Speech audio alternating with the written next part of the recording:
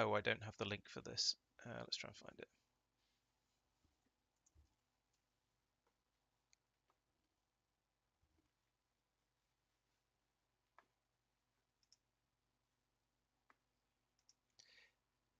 Yes, I've muted you guys so you're not being streamed. But other than that, audio is normal.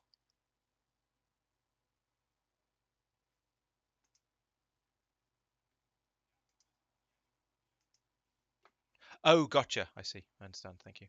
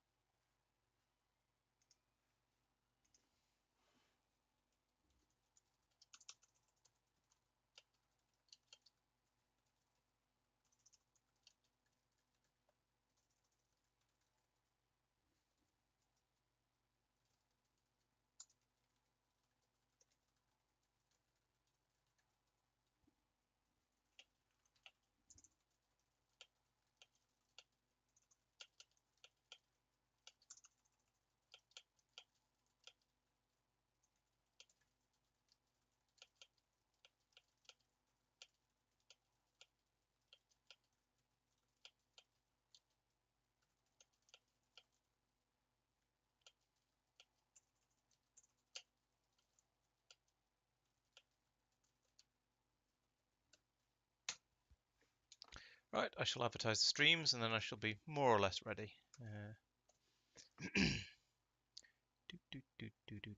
Do.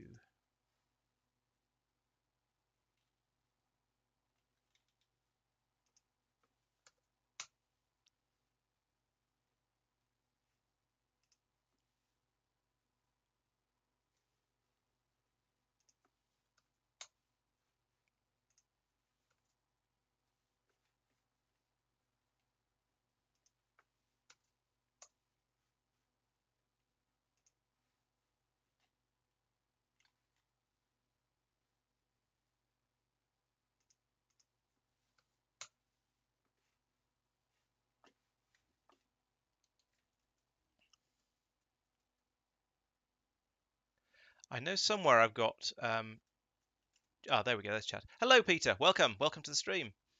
Where my car can't remain the same color for more than 2 minutes. Oh, that would have to be something we'd add in as an automagical thing. But yeah, that's an interesting idea. Thank you, whoever just rammed me.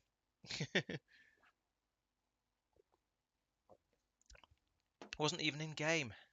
Dear me. Can't get the staff. Right, I'm going to unmute you guys now and have the stream audio back to normal. Buenos dias. Hello, the mic. Welcome. Hello. Hi. My start position needs to change. Well, now I'm driving into a brand new house as well. Apparently I don't need Tristan's help to have an accident. Let's not be here. So yeah, we'll give it a few minutes for people to turn up before we actually start playing. But I think we've got. I don't know. Pete said he might be along. Well, Pete's probably out looking for beer or wine or something like that. So maybe he'll join us. Maybe he won't. I guess we'll find out. But it's still a good couple of minutes before we're supposed to start. So I suppose we should give people a little bit of a chance. You started your stream already? Yes, I have. Oh, it's a 1:30. No, he's just training, his... Yeah, well, I like to... The idea... Normally, if I wasn't in Windows, I'd have all of my sort of nice videos and things that show up before a stream starts, but because I don't have any of that copied over to my Windows boot, it's just sort of press go and suddenly we're all there. I don't have any prep time apart from once it's up, so... So you clearly need a dedicated streaming computer. Perhaps, yes. So... For now, it's just a little bit of warm-up time, but we'll get a run going fairly soon. Let's take this car. Let's take this car. That's not a... What is that? That's a Rapid GT, I think. Oh no, it's an Exemplar. The one that is actually a coupe, not the one that looks like a coupe but is a sports. This one looks like a sports but is a coupe. That could be quite useful for as a sort of bit of a trap thing. If I drive around in this a bit, all the hunters will think I've been driving a sports car, jump in sports cars, and I can blow them up. Cheeky bastard. And it will serve them right. Mwahaha.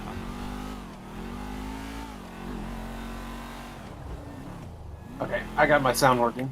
Sorry about that. Well done. I like the way that you apologise for getting your sound working then. I'm sorry I had to quit 5M twice, is what I meant. Now you have to listen to me. I'm actually using Ubuntu. Although Ubuntu with the mate desktop environment. I've gone through. I've used Mint quite a bit. Tend to use Debian on servers or Raspbian. It's a Pi.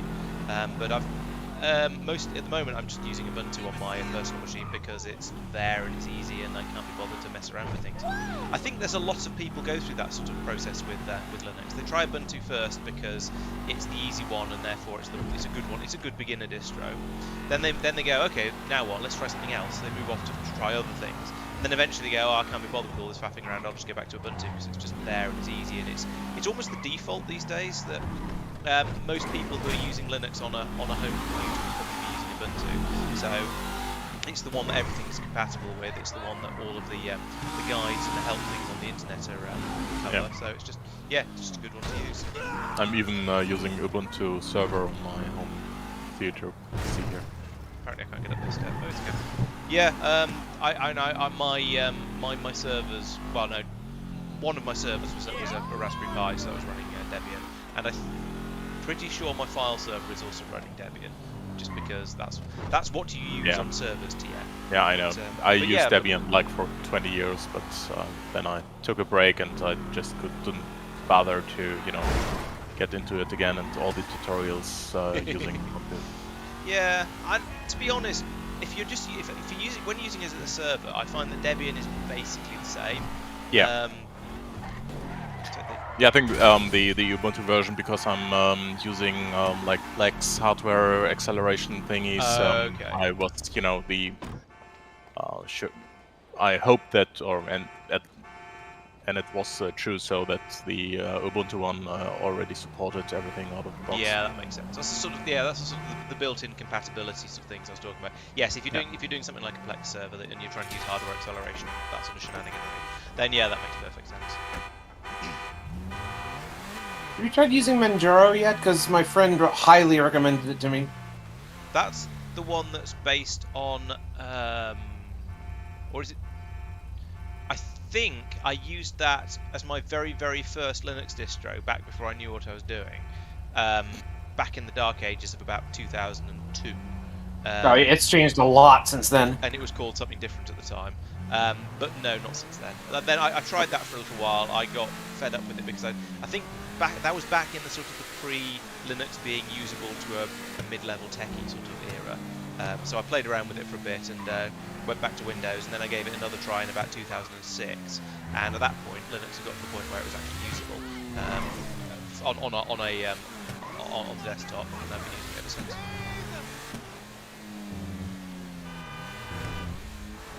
Yeah, I suppose Ubuntu probably is a little bit bloaty. I mean, I wouldn't quite compare it to Windows on the bloat levels, but it is.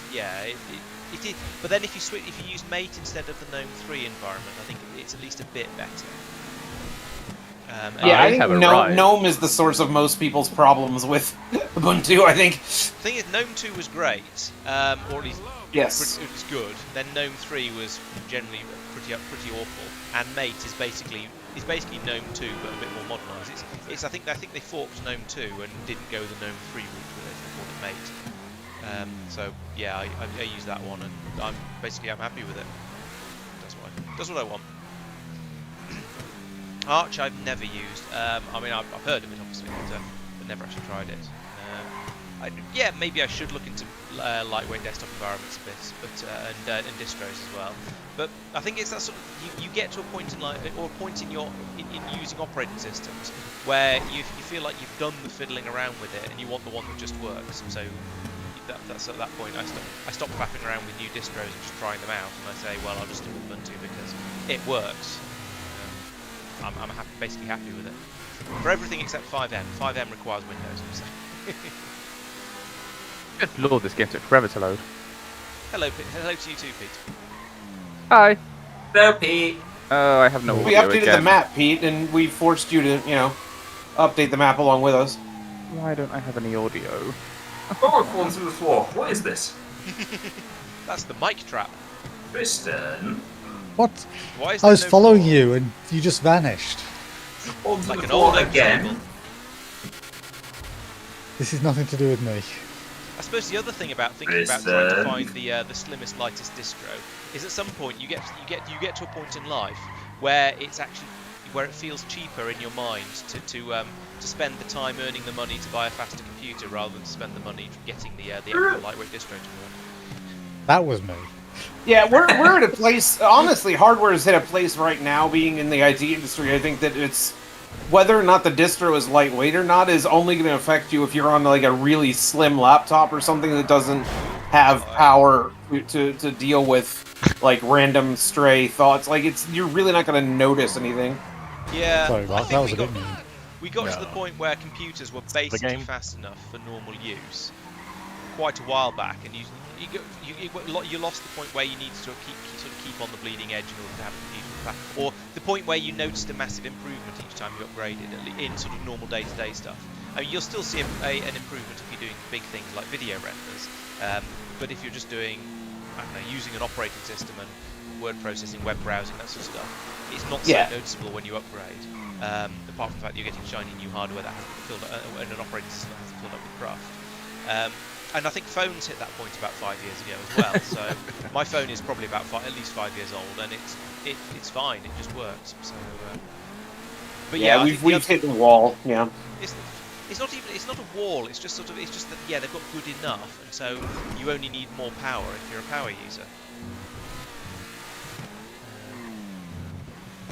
Well, even I was gonna say even Nvidia and people like that have tried making better dies and making better processors, and they've hit like there's a barrier that we can't really seem to get across. Yeah, and Moore's law is still if you don't take the exact definition of Moore's law and just sort of the intent behind it, it's still holding reasonably well in that computers are still roughly doubling in speed every year and a half. But yeah, they're having to pull out all kinds of funny. What on earth is a rabbit trap? They actually didn't argue about speed, but transistor density. Yes. Oh, yes. Moore's law was originally about doubling the number of transistors on the in a chip every year and a half, I think. But it's a sort of an approach. It's an approximation to say that computers get about twice as fast every year and a half. It's not it's not spot on, but it's close enough. It's not spot on what Moore meant, but it's sort of a modernisation of it because we're starting to get better speeds through clever design rather than just brute forcing huge numbers of transistors into machines. So just asking, is this gonna be a Laurence Tech Tips or? Are we hunting? I was wondering that too, but I didn't want to say anything. I'm sure the Twitch chat is very entertained. I was chatting with YouTube chat, to be honest. That's why it's entirely their fault that I got started on. And I say entirely their fault. It's entirely you Muse's ruined fault, everything. He's the only one in there. Or he's the only one person who said anything so far. Hello, Ad. Sorry. Hi. But yes, I imagine we're sort of. I think are we all here now? Put your hand up if you're not here. I'm here. Are you in, Pete? No. I'm not. Pete's not in. Please don't be. Okay. Yes. Give me a second. Not that sort of party. I will be there in like 5 seconds. I find it. Also, TOS might object. Yeah, I suppose I do have a webcam on, so I can't do anything too nefarious. Oh, Tristan, you did a thing, so I'm me. Yes. Yes. Nice. That didn't You can work tell last by time. the way I asked you what number it was. Were you not previously you? No. No, he was previously me. I thought we'd established this. I mean, like 5 minutes ago, I was Michael. Yeah, see what I mean? Previously me. Oh. Yeah. I see what you did there. He's made it so I'm always me too, which is nice. I actually like that. Oh, you lost your trailer. Sorry, I didn't expect you to stop. I didn't expect me to stop either. Yeah, I suppose you could have a thing that says, well, I'm not sure how we do a rule that says you have to change cars or change something every so often. What if you're in the middle of a high-speed chase at the time, or is it just that after you've had a car for more than say n minutes, maybe where n might be 5, you're not allowed to take any checkpoints? That could be interesting. If after 5 minutes after picking up a car, it becomes unable to take checkpoints. No, it just explodes. No, I think that's a bit too harsh. That ends up as every checkpoint is basically a change car near the checkpoint and then take the checkpoint. Yes. Yeah, it would force, I think, some very, very samey behaviour, which is Yeah. kind of the opposite of what we're after. So Fair point. exploding's better. Exploding is definitely better. Yeah.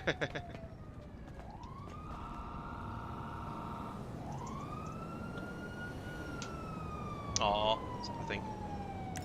Oh no. I take back my previous disappointment. I thought I saw an Apache flying around and assumed it was Pete.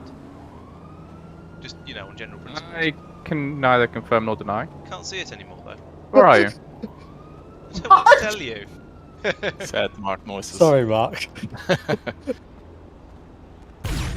Your trailer physics are so weird. GTA physics is so weird. Well, but even for a GTA trailer, it's acting like it's really, really hyper. Like, I really want to go. Part of that's me fishtailing it, or trying to make it It's too fishtail. far away. Oops, someone's got Oh one to them. gosh, I found you. By that I mean I found Ed. Don't know how to play this game. Mike found me. I found an oracle. Get back! Does this? You done fucked up, motherfucker! I can't remember what the guided missile launcher is Cover me, called. fam. Off that Stinger? motherfucker. Oh, okay. I have no idea. That was Somehow, Homing launcher Guess. or something. somehow managed to lose all the cops by driving in a straight line. That didn't work. Laurence, your strategy works. See? And you always doubt me. Why do you always doubt me? Because I know how long you survive when in the runs that aren't on YouTube.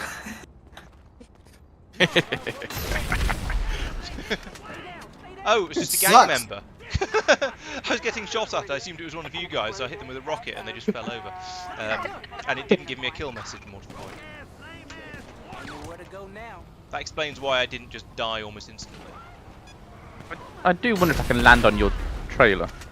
At speed, or if I actually stop. I don't know, let's try Why it at not? speed. Why not Just, both? just stay in a I'm turning straight left, line. Ah, that's not gonna help. Yeah, but I needed I want to to see turn. this. Buildings, bridges. Oh, Oh my. I'll we, turn right up ahead. This and- building I'm on seems to have caught fire. I mean, granted, I did fire a couple of homing missiles into it, but I did not expect it to catch fire. Where you gonna go now?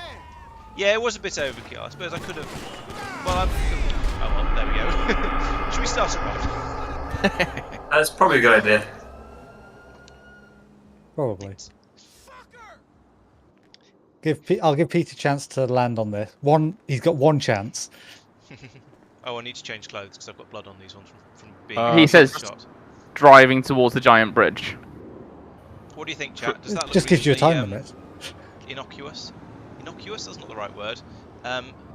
What's the word I'm looking for? Innocuous is probably the right word, as in looking not suspicious. Close enough. It's close enough, but it doesn't feel quite right. Oop. Well done, Pete. I bet that. You landed well. It worked. We'll go for innocuous. At least it's not girl in a bikini, or guy who's blatantly a direct rip-off of Buzz Lightyear. Out of interest, what has changed on the map? You'll have to find out. There was certainly a bit where I kept falling through it earlier, although I think that was just Tristan trolling. It wasn't, genuinely.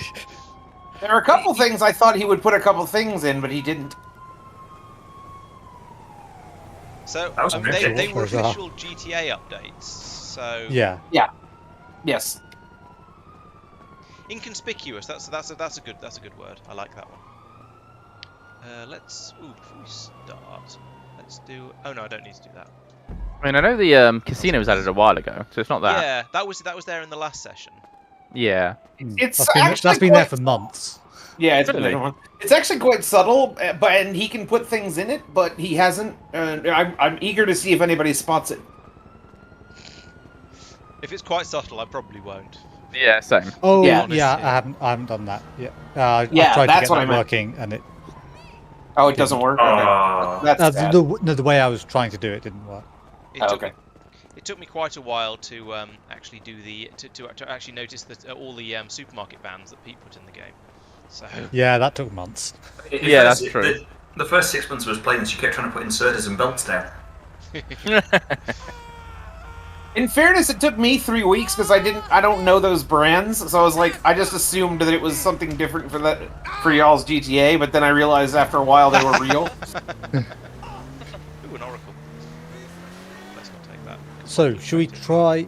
We were suggesting going back to one of the old modes, the Do position indicator. We can give it a Right, shot. yeah. What's Where the does worst that this can come happen? I might get shot. Like normal circle? No, worse that can happen. Worst. No, since before either Mark or Ed joined. Ah. There was Um, On the plus side, that'll mean you'll have to spend the first half of the run explaining it to them. So currently, I've also put it on slightly harder mode, which is we don't know where the checkpoint is. That's gonna be Okay. interesting. So Well, cardinal we'll give you directions, clues no when- give you clues to No, where the checkpoint is. So it'll be- Position in a race version. Got a great idea. Why don't we synchronize records? Oh yeah. That's... Oh, we're recording? Yes, let's do a Yes. recording. Not yet. Okay, is Okay. oh, I take it nobody's ready, but I'm ready. Ready, I'm ready. ready. okay. I Is anyone not ready? will is ready. be It's an older meme, sir, but it checks out. ready. Come on. Come on, Pete, get on with it. I know. Terrible. No, Peter, Oh, this cool. will not be the delayed position indicator. This is a slightly different version. This is a different version, which I shall explain once we start the run, because it'll give me something to talk about while we're waiting for them to actually work out what's going on, and for me to actually find a checkpoint as well. Why is this? Oh, because you updated to 5M, so it doesn't know what 5M is now. There we go. I'm ready. Mine didn't care. It just started working. Okay, let's not click on streaming. Okay, everybody, recording in 3, 2, 1, go. Okay. So, how is everybody at counting? Because I remember that being a problem in previously when we played. When we used sport We'll I- find out. mode. I believe everyone here has the intellectual capacity to count. However, All of you, Mike. I was going to say, I previously believed that as well. And then we had some real problems. Yes, that's still one of the best clips. I found that again fairly recently and giggled. So which mode are we doing? It'll be obvious once we I'll start. explain it to you once we start, Pete. It'll be fine. Is it race position? Yes. Okay. Bye, Laurence. Bye bye. Yay, an MX-5. So, hello everybody. Welcome to Laurence Plays. We're playing Manhunt Checkpoint tonight, and we're going to be playing this basically or probably all night long, because that's how we that's what we do around here. And so I'm in an MX-5 at the moment. I need to find a different car because I can't do important checkpoint-related stuff in this one. It just occurred to me nobody said anything about what car choosing modes we've got, but I've been spotted already. This is unfortunate. Let's get out of here. Get away from Tristan in that purple thing. I mean, he's probably not going to chase me very hard because he's not really supposed to find me this quickly. It sort of spoils the game if he does. So I'm going to just get out of here and try and find another car, and I'm going to change my skin as well because I think that doesn't count because we hadn't really started the game at that point, and I'm prepared to defend myself with that as much as required. So let's firstly find a different car, and secondly I should change my player character. So as you can see at the bottom of the screen, I've got 2 bits of I've got 2 bits of information, one of which is repeated. I've got a thing saying golf course, and that means that the next checkpoint that I have to get to, that looks like Mike, Mark even, one of the people whose name begins with M. Still haven't really got started properly. Okay, so there's 2 bits of information. One is that it says golf course, and that's where the next checkpoint is. So that means in order to take a checkpoint, I have to get to the golf course, and there's nobody coming. Right, let's get out. Let's change character model. That'll do. He's got an earpiece in, but never mind. And we'll take this other oracle instead, because there just seems to be oracles everywhere. Anyway, yeah, so I have to get to golf course in order to have a checkpoint that I can take. There also is the 5 out of 6 indicator at the bottom. So this harks back to the very, very early days when we first started playing Manhunt, just Manhunt at all, where we had a system where Manhunt Checkpoint rather. We had a system where we were playing in GTA Online at the time, so we'd set up a race that had checkpoints on the race scattered around the city, and there'd be about 5 of them or so. and then we'd use the race position indicator in order to give the hunters a bit of a clue as to where the prey was. So they'd know if they did, as long as they didn't take the checkpoint, they would know that if it said they were in first place, they were closer to the checkpoint than I was. If it said last place, then they were further away, and so on. And then in between, anything in between, they had to then actually, communicate with each other and sort of try counting up from all the way from 1 to 6 and see which number was missing. So this worked fairly well. It was a reasonably good game mode. It was probably the best we could come up with using vanilla GTA Online without the modding and the hacks and the shenanigans that we're now using. And so when we moved over to 5M, we thought we might as well recreate that mode in 5M as well as some of the other ideas we've had, which you'll have seen in the more recent videos and the more recent streams. So we've got it recreated, but because we'd played it quite a lot and had got a little bit bored of it, I guess, as much as anything else, we've now we haven't really played it very much recently.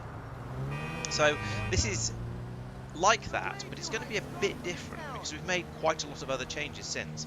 So, for example, there's little things like, is this going to be a red light? Yes, of course it's going to be a red light. It's 5 ways. There's always a red light at 5 ways. So I've still got things like the abilities menu here, where I can spawn in an AI who'll come running over and jump in the car with me to make it look a little bit less obvious that I'm me, and hopefully do a bit of shouting when we get abuse from the hunters. And also, they don't know where the checkpoints are. So this is very different to the way we used to play. Now, they don't know that I'm trying to get to the golf course. They're just going to be trying to work out where is... Well, because they know the position, so in theory they can sort of drive around each other and see. And so if somebody's in first place and they're close to golf course, they can say, and somebody else is in 6th place and they're in Mirror Park, then they can say, well, we know that the checkpoint is somewhere over on the western side of the city, because if you're on the west side of the city you get a low position, if you're on the east side of the city you get a high position, so they know it's vaguely over there. And given enough time, they could use that to work out exactly which checkpoint it is. However, I had somebody do that to me in real life yesterday. It was a bit frustrating. They could, in theory, spend a bit of time working out which checkpoint I'm actually going for. However, given that I'm in first place at the moment, this means that I'm currently the closest player to the checkpoint, because it's just up there, so it's not very far away. And that's actually quite reassuring, because it means I don't need to worry about there being any hunters between me and it. So I'm just going to go for it now. Head over there, try and take it. And I think this is going to be interesting. I think it's going to be a bit of a challenge for them, because they don't have a clue of where they're supposed to be going, except for whatever they can work out by, sort of narrowing it down by seeing how their positions change. I'm now close to golf course, so I don't get an actual update on my position. Now, one of the rules we have implemented is that you have to be stationary to take checkpoints. I'm not sure whether we're officially playing with that rule today, but just in case, I'm going to behave and I'm going to stop in the checkpoints, because if we're not playing with it, it's not cheating not to, but if we are playing with it, I don't want to misbehave if I can avoid it. Okay, so that was quite easy. I didn't get any abuse taking that checkpoint. There's now a 30-second cooldown period before I'll be told where the next one is. So in 30 seconds minus whatever, I'll be told where the next one is, and I'll get my position indicator back as well. There we go. Hills Crossroads. Right, so that's a challenging one to take normally, because it's sort of a bit out of the way. Stuck out on the side. Ooh, there's a green light. Stuck out on the side of the city, in a place where, if you're up there, it's pretty obvious what you're going for. However, with this, it's going to be a little bit easier because they don't know my position. Yes, triangulation and trigonometry, you're exactly right about, Peter. You're exactly right. Triangulation and trigonometry is the way for them to go, because yeah, they can work out at least, well, yeah, they can use that to work out which checkpoint I'm going for, but they can't use it so well to. Oh, the game ended. Why did the game end? Yeah. Hello. So you didn't go and take Origin, did you? No. I took golf. Origin was the checkpoint for us, so there was something wrong with it. Right. Okay. No, it said golf Possibly course for me, so I went over there and grabbed it. it might be because the checkpoint was hidden for us. I don't know. Because obviously this hasn't been tested with checkpoint hidden. Yeah, but we can figure out the checkpoint quite easily. So maybe just re-enable that. Yeah. Because it really doesn't make any difference. We figured out its origin for us like Yeah, quickly. my suspicion is that if you guys know which checkpoint it is, and as yes, you've obviously figured it out pretty quickly because, as Peter was saying, it's just down to sort of simple triangulation and trigonometry essentially. Yeah. Yeah, that's problematic. Tell you what, I'll Then- get out of the MX-5 and we'll give it a moment, and you can let me Yeah, know what checkpoint you think it is, and we'll see if it matches. This is working because it is actually. So I understand why it wasn't working because it's That's good. Gotta stay in school, bro. Man, this no is saying what the checkpoint is. So it's now, so it's knowing, it knows what it's measuring to. Whereas before it was probably measuring to 0, 0, 0. Oh, I see. Which is Which is Origin. coincidentally is Origin, yeah. Yeah. Which is why it's called Origin. Yeah. Okay. Right. Well, this is going to make it quite a lot harder for me if you know which checkpoint to guard, but hopefully you guys can be trusted not to camp it too much. Yeah. So I think we would have Yeah, but worked it out within a would've few minutes anyway. triangulated it anyway. Yeah, exactly. We Yeah. triangulated it so quickly it didn't matter. So yeah. That's basically what I meant. I because could you guys restart don't it and know make what 2 it is. checkpoints. See if that No. helps. Nah, just Nah. Give this one a let's. shot. See how it goes. Guys, I think this one's shopping centre jump. I agree. Sure. I disagree. I think it's Origin. That's just because you like to be contrary. I do like to be. No, I don't. Caught himself. There's Yep. a Monty Python sketch in here somewhere, but I'm probably about to be removed from the chat, so I won't start quoting. Are we actually in game? Yeah, Yeah. we are. Oh right, That's how sorry. we Hang on. know. Okay, no worries. Yeah, Bye, man. Bye. That wasn't actually a lane, was it? Alright, so this is going to be interesting because they're going to know where the checkpoint is. That might make it quite a lot harder for me. So we'll see how it goes, I guess. So yeah, this is the downside of streaming, I suppose, is that you get to see the times when things don't work out quite as neatly as they should do. But anyway, yes. Welcome to Laurence Plays. We're playing Manhunt Checkpoint. I'm driving a muscle truck, and I have to go over and take the shopping centre jump checkpoint. So we're going back to one of the older game modes where the hunters are told that everybody rather is told their position in who is closest to the checkpoint. So at the moment I'm furthest away. I'm position 6 out of 6. That means all of the hunters are closer to shopping centre jump checkpoint than I am. This is going to be tricky because normally I have the big advantage that the hunters don't know where I'm going. When the hunters do know where I'm going, because they've worked out, usually it's because I've been spotted in an airport and therefore they know I'm going for the airport loop checkpoint. Then it gets very, very hard. So this is going to be interesting. I guess I'm just going to have to trust that the hunters are going to behave themselves and not camp the checkpoints too much. We'll see how that goes. I don't know why I was going to say I don't know why I'm hanging around moving slowly, because the hunters are all further away than, they're all closer to the checkpoint than I am, and therefore then probably not in my area. But let's go a little bit quicker anyway. So one of the advantages that I have as the prey in this, at least at the moment, is that the further away I am from the checkpoint, the more area the hunters have to search. So if I'm quite close to it, then they only have to look around in quite a small area. I can't be. There's only a small circle that I could be on. But if I'm miles away, then there's a massive circle, and I could be absolutely anywhere on that circle. Why is they shooting? They know I'm nowhere near. Peter's died though, so good, I suppose. Yes. So So as the closer I get, the more difficult it's going to be for me to evade detection, because there's a smaller and smaller area that I could be in, and there's a purple SUV there. So let's sit here and try and look innocent for a moment or two. The big problem I remember from this game mode, back when we were playing it before, is that hunters can do this thing where they just wibble backwards and forwards like this, and they see their position changing when they go past a particular car.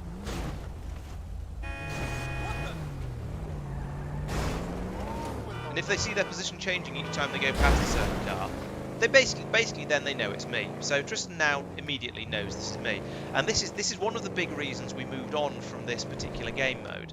The problem with this one is, as I say, when the hunters drive past another car, if they see their position indicator change, they immediately get very, very suspicious of that car. If they and And then, okay, I added to that by starting to run, but, you know, he basically knew I was in this sort of area. So now we're probably going to get a load more hunters. Now, fortunately, he's right behind me. Fortunately, I can outbrake him and do an end or braking manoeuvre like that. Now, that's not going to have lost him, sure, of course, but I can still get round. Now, come around here. There's Mike and Mark. Everybody's around here. So I'm going to take the. That looks like. No, don't get out. That's not the button I wanted to press. I mean, it's had some unexpected benefits, but not the one. I pressed the wrong button and got out of the vehicle. Fail. Right, let's rejoin the chat and tell them what I've noticed. Yeah, so this I've been immediately reminded, ignoring the end because I pressed the wrong button and got out of the vehicle by mistake, which is entirely user error. We thought it was an interesting choice. But it was interesting because I got out and then my vehicle just disappeared because somebody hit it. Yeah, so it reminded me why we didn't do why we stopped doing this, and it's because every time you drive past a car, if every time a hunter drives past me, they immediately get suspicious, and there's nothing I can do about it. So that's basically why that game mode didn't work. Yeah. Makes Just sense. be Yeah. more AI-like, you know? No, because I can't be more AI-like and not have the number change when you drive past me.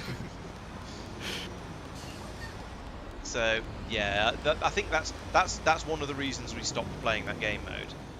Entirely understandable. The fact that you can easily find the checkpoint and therefore know where I'm trying to get to is a bonus. But yeah, the fact that you can, it's the same as with the circle mode. And I've lost chat. Let's try and get chat back again. It's the same as with the circle mode where you see the circle jump as soon as I touch the edge of it, and it's a blatant giveaway. But Yeah. worse, because I could see as soon as Tristan drove past and then started reversing forwards and backwards and stuff like that, it was obviously just not working. I wasn't looking at the position indicator at that point. I was suspicious of that general area because it was the appropriate distance. Okay. But then it was that group of cars. I chose that one because it was the one in the turning lane towards the checkpoint. Right. Yeah. Okay. So maybe it wasn't the position indicator, but yeah. Peter is suggesting that perhaps we could have the be allowed to take the checkpoints at speed.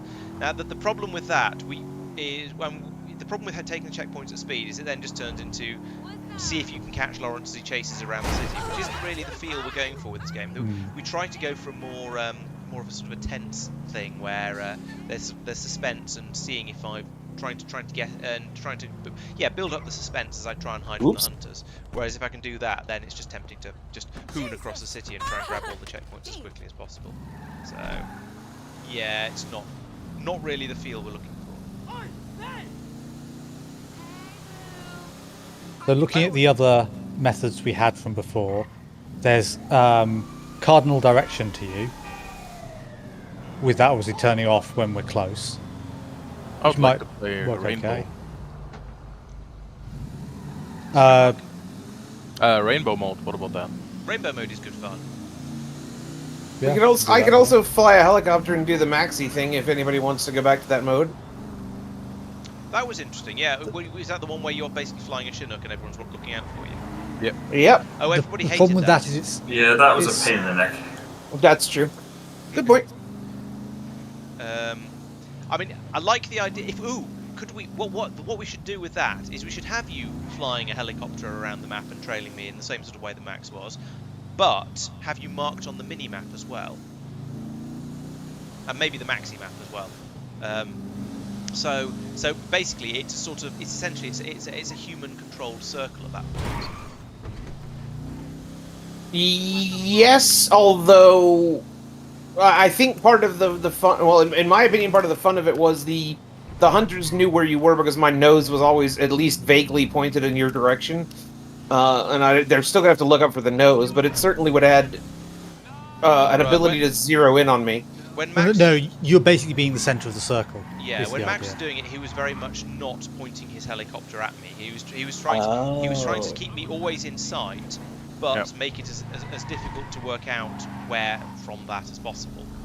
So actually, what we could just have, the circle is always centered on Ed in his helicopter, and and he has to try and keep me in his circle. And if I do a run across the city and go absolutely flat out, and he loses me, then sucks You for the hunter. explode. Yep. He'll try and catch me up as quickly as possible. So he would then also have me as a blip on his map, if possible. This might be a we need to go away and do some extra code for it, of course. Mhm. Yeah, I don't Yes. have a Break. put a circle around this player. Yeah. thing. So Alright. that could be for a future thing. But I'll make a note. can you turn on the blip for just one player? Oh, I suppose everyone else Yeah. could then do a change costume thing, couldn't they? But... Ooh, where's Yeah, this that's car all park fine. going? Yeah, okay, so I mean that's a possibility where if Ed just tries to keep me inside a certain distance. I mean the 400 meters that we were doing before for the size of for the blip, and therefore is similar to the circle size, is about the size of the mini map. So as long as Ed always keeps me on his mini map, and he's in a helicopter, that would work. Yeah, the circle kind of isn't needed. That's the give the hunters more of a clue as to how big the circle is. Yeah. Yeah, a dot would work just as effectively because you know I'm going to be near you, but not Yeah. on top of you.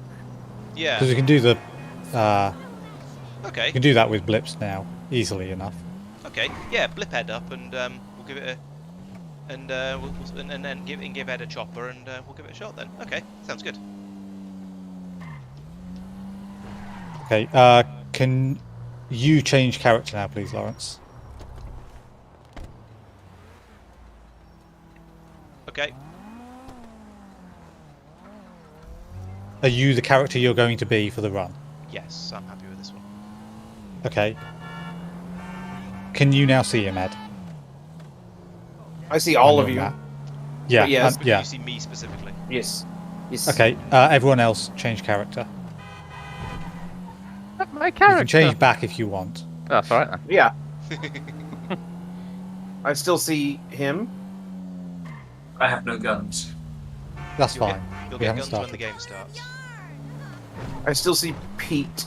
Yeah, Pete's not listening. Okay, I am. good. I'm trying to find my character number Standards. first. Oh, I have a rogue checkpoint. There's still a checkpoint on my Your character number is 537 How do you remember that? 7. Did you hear that, Tristan? Yes, Okay, cool. having weird freezing of stuff. I suppose it's not summer anymore.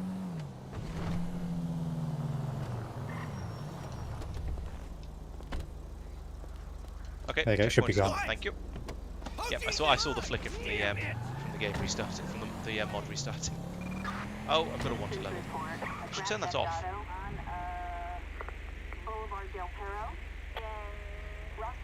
That should be off. Oh, probably from taking one of the checkpoints. No, I don't remember a get a 2-star wanted level. No, I only had a well. Neat. No, maybe it's because you restarted the mod or something like that. That one shouldn't affect it. Okay, I don't know then, but I've set them anyway manually, which is fine. Do that.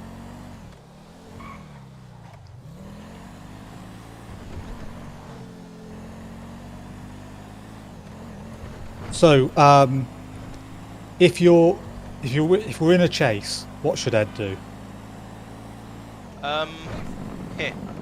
He should probably continue following me. Yeah, that's a good point. I can't turn him off, can I? Yes, Ed I is mean, always you can turned on. try. So if Ed stays in the channel with us, then the rule could be if we're in a chase, then he flies up to the top of Maze Bank Tower. Then when we say right we've lost him, he then flies over to you and carries on, and you don't take a checkpoint within Unless I can see 30 Ed. seconds or so of Yeah. ending a chase. Yep, seems reasonable. Okay. Because you are allowed, if we're doing the stop in a checkpoint to take it thing, you are allowed to take a checkpoint during a chase. So it's just that sort of middle ground. Yeah. Okay. I tend not to anyway, unless it's airport loop exit or anywhere else where you blatantly worked out which checkpoint I'm going for. I don't tend to take a chase. Yeah. Okay. Right, let's give that a shot. Oh, that might. This may well remove the blip for Ed. I can't remember exactly how it works. Oh, do you want a helicopter, Ed? I'll spawn you one. Yeah, does it need to be a No. cargo bob? I mean, I don't really. No. No, it doesn't It could be matter. anything. Okay. It could even be something Oh, fast no. because you're not. Yeah. Ed, you changed character, didn't you? When you told me to. Yeah, You said, I told everyone else to, not you. said everyone else. I meant everyone. Oh, oh, I'm so sorry. Because when you change character, your blip disappears off the map. Okay. I will. Is Lawrence's blip still there for you? No. Okay. It- So we're it gonna have to vanished. do this Let's go up. after the game has Let's go down. started. Let's go. Bye up. bye. Let's What do go you want? down. Let's Cargo go up. Bob, Maverick, Let's Savage. go down. Ma- Let's go up. Apache. Tell you what, have a please. Maverick. Let's go down. Yeah. Let's go. That's fine. So, Lawrence, change Oh, character. I can't model. get in yet because it's gonna despawn. And Lawrence, can you also delete your car? Because that way I don't need to remove everything. Actually, no, you do. You'll need to. I'll need to delete everything because Ed's not going to be by the helicopter. He's going to teleport somewhere Yeah, else. correct. Yeah. I'll just do what I just did a second ago, so I'll TP to Ed and then spawn him a helicopter. Yeah, well. Okay. Since I had the commands already entered, so I can just press up. Yeah. Right. let me delete this one then. I've changed character to a suitable one. Delete. Okay. Everyone else change character now except Ed. Okay. So we should all see Ed, but not Lawrence. Yeah. Should we run? Fuck me, shit. Oh, fuck, Jesus. What the fuck? Car vanished. Right. I teleported to the same place. I don't have a blip. Okay. Yeah, the game is sensible and turns blips off when it starts. So we'll need Turn to. the flip back on again now. Yeah, and Then do slash weapons summon to- weapons. So Lawrence, remove your change skin. Helicopter is an underglow. That's awesome. It does? Um, What? Yeah, look when I Uh, land. Look at this. Now everyone else except Ed change skin. Look, see? That's amazing. You know you can turn your searchlight on as well, right? no Yep. pointing the searchlight at me. That'd be cheating. So yes, to everyone watching, I apologise how long it's taking us to actually get started here, but we're trying something new. So you're going to be the first people to see this, and that's very exciting. So hopefully you think it's worth it. Oh, God! I still don't have Laurence. Move I that have you. time. Motherfucker! I'm gonna make sure you're hospitalized. That's weird. Okay. Oh, and I have a rogue checkpoint again. I mean, it doesn't matter because I know which one I'm supposed to be going for, but there is an extra one appearing on the map. Do you have him now, Ed? Yes, I have him now. You have everyone. I can't be bothered dealing with that. You can have That doesn't everyone on matter. there. Ed's not supposed to be helping you Yeah. guys, so it should be alright. Yeah.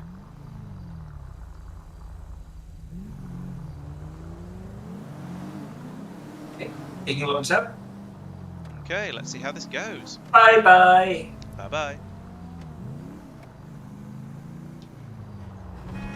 So yes, hello everyone, welcome to Laurence Plays Manhunt Checkpoint, and we'll see if this actually goes well today. In this particular run. So we're doing something new and different. Well, it's a bit new and a bit different. It's something it's a variation on something we did before. So one of the runs we did. Oh, I've been spotted already because I was driving badly. That's unfortunate. Get me out of here. I'm not in a great car for this sort of chase, but we'll see how it goes anyway. Tristan spotted me because I wasn't really paying attention. Oh, and something Pete as well. I don't want to be here. There's something everywhere, and yeah. So I'm in a tornado, which is a bad move because it's a bit rubbish.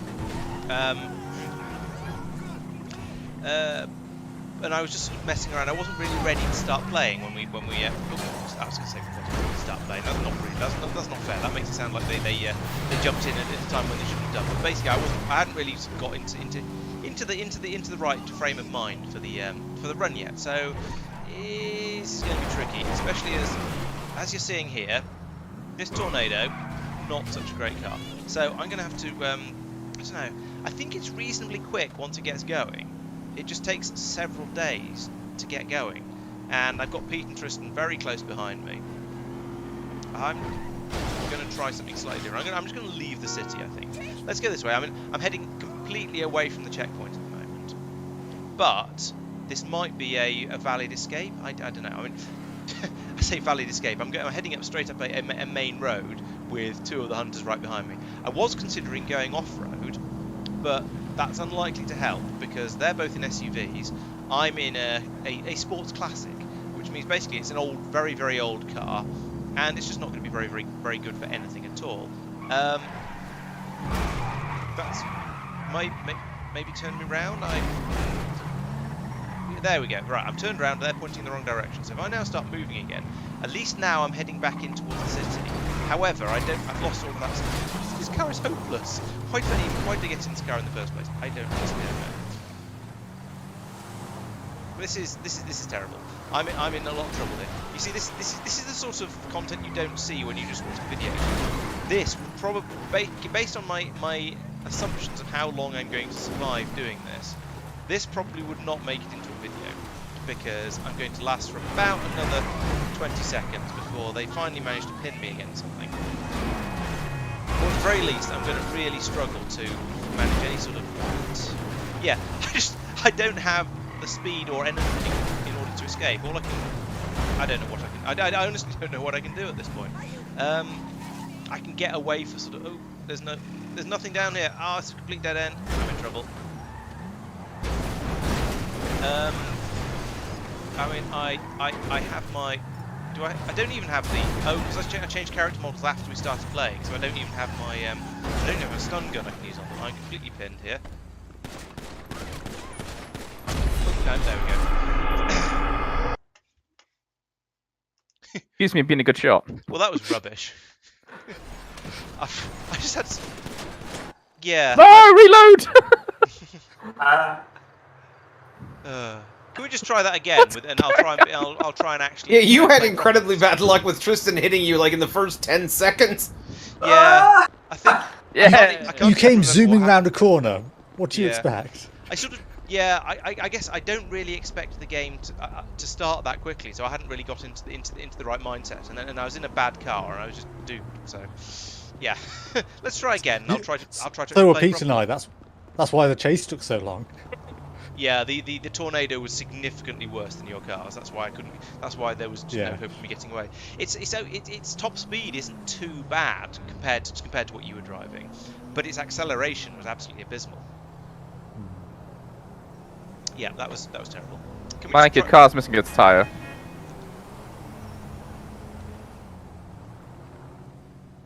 Not anymore. Oh my Mike, gosh, I your just don't know how car's to missing a roll. car. Okay, I need the Laurence back. Yeah, we have to Yeah. look things up. Yeah. So Laurence change skin. Of course, the problem with this is I lose all my weapons. Yeah. But all your weapons. Yeah, my one weapon. Come on, something isn't obvious. No, I suppose that'll do. Right. If we who aren't Ed change skin now, then it'll be sorted. Oh, stuck in a helicopter. Okay, thank you.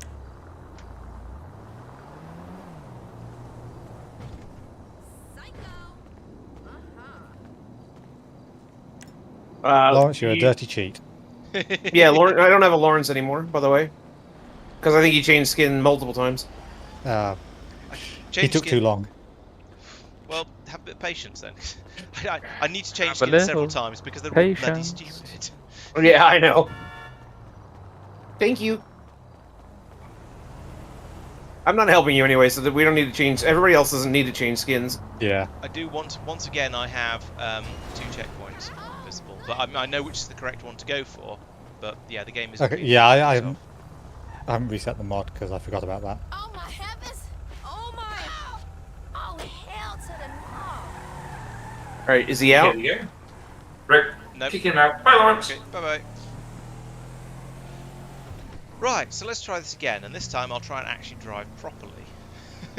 and you know, drive as if I'm actually playing a Manhunt checkpoint rather than just idly bimbling around the city. I've picked up. This isn't a good car as such, but I think it's one that might be vaguely interesting. It's technically a van, which is a little bit weird, but it's going to be. I think it's going to be reasonably tough. It's not particularly quick. We'll see how that goes as we start moving. If I see something. Oh, actually, that one next to me. That might be better. Let's try that.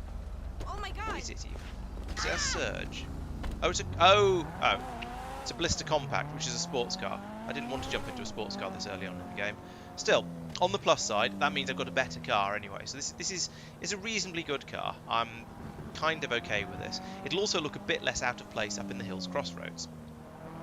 So Hills Crossroads is an interesting checkpoint to try and take because it's way off on the edge of the map. It's on basically right up on the northern tip of the play area, and that means if they work out that I'm in that general area, it's going to be very, very obvious which checkpoint I'm going for. So I think I'll just have to. There is a way to nip up to it from Vinewood, which allows you to get there quite quickly. So I'll do that. So in this particular game mode, we have Ed in a helicopter who's going to be flying around near me in an attempt to give the hunters a bit of a clue as to roughly where I am. So that's going to be. Essentially, it's going to be like having the circles that we have in a lot of the other game modes, except in this one the circle is controlled by a player, and that means it's a bit more vague. It doesn't have specific hard and fast rules that the hunters can learn to predict what it should do. So, for example, one of the older modes, we had a system where it would stay still until I touch the edge of it, and then it would move. And Ed is currently there. He is. There's his helicopter spinning around like a loon. Yeah, so we'd have a mode where the circle would stay still until I touched the edge of it, then it would jump, and that made it, and that was a rule that the circle had, so it made it fairly obvious to the hunters, or at least the hunters understood how it was working. There's Mike. We saw Peter a minute ago in the green. The hunters had an idea of the rules, and therefore they could sort of predict what it should be doing, and when they saw it move, they knew what that meant.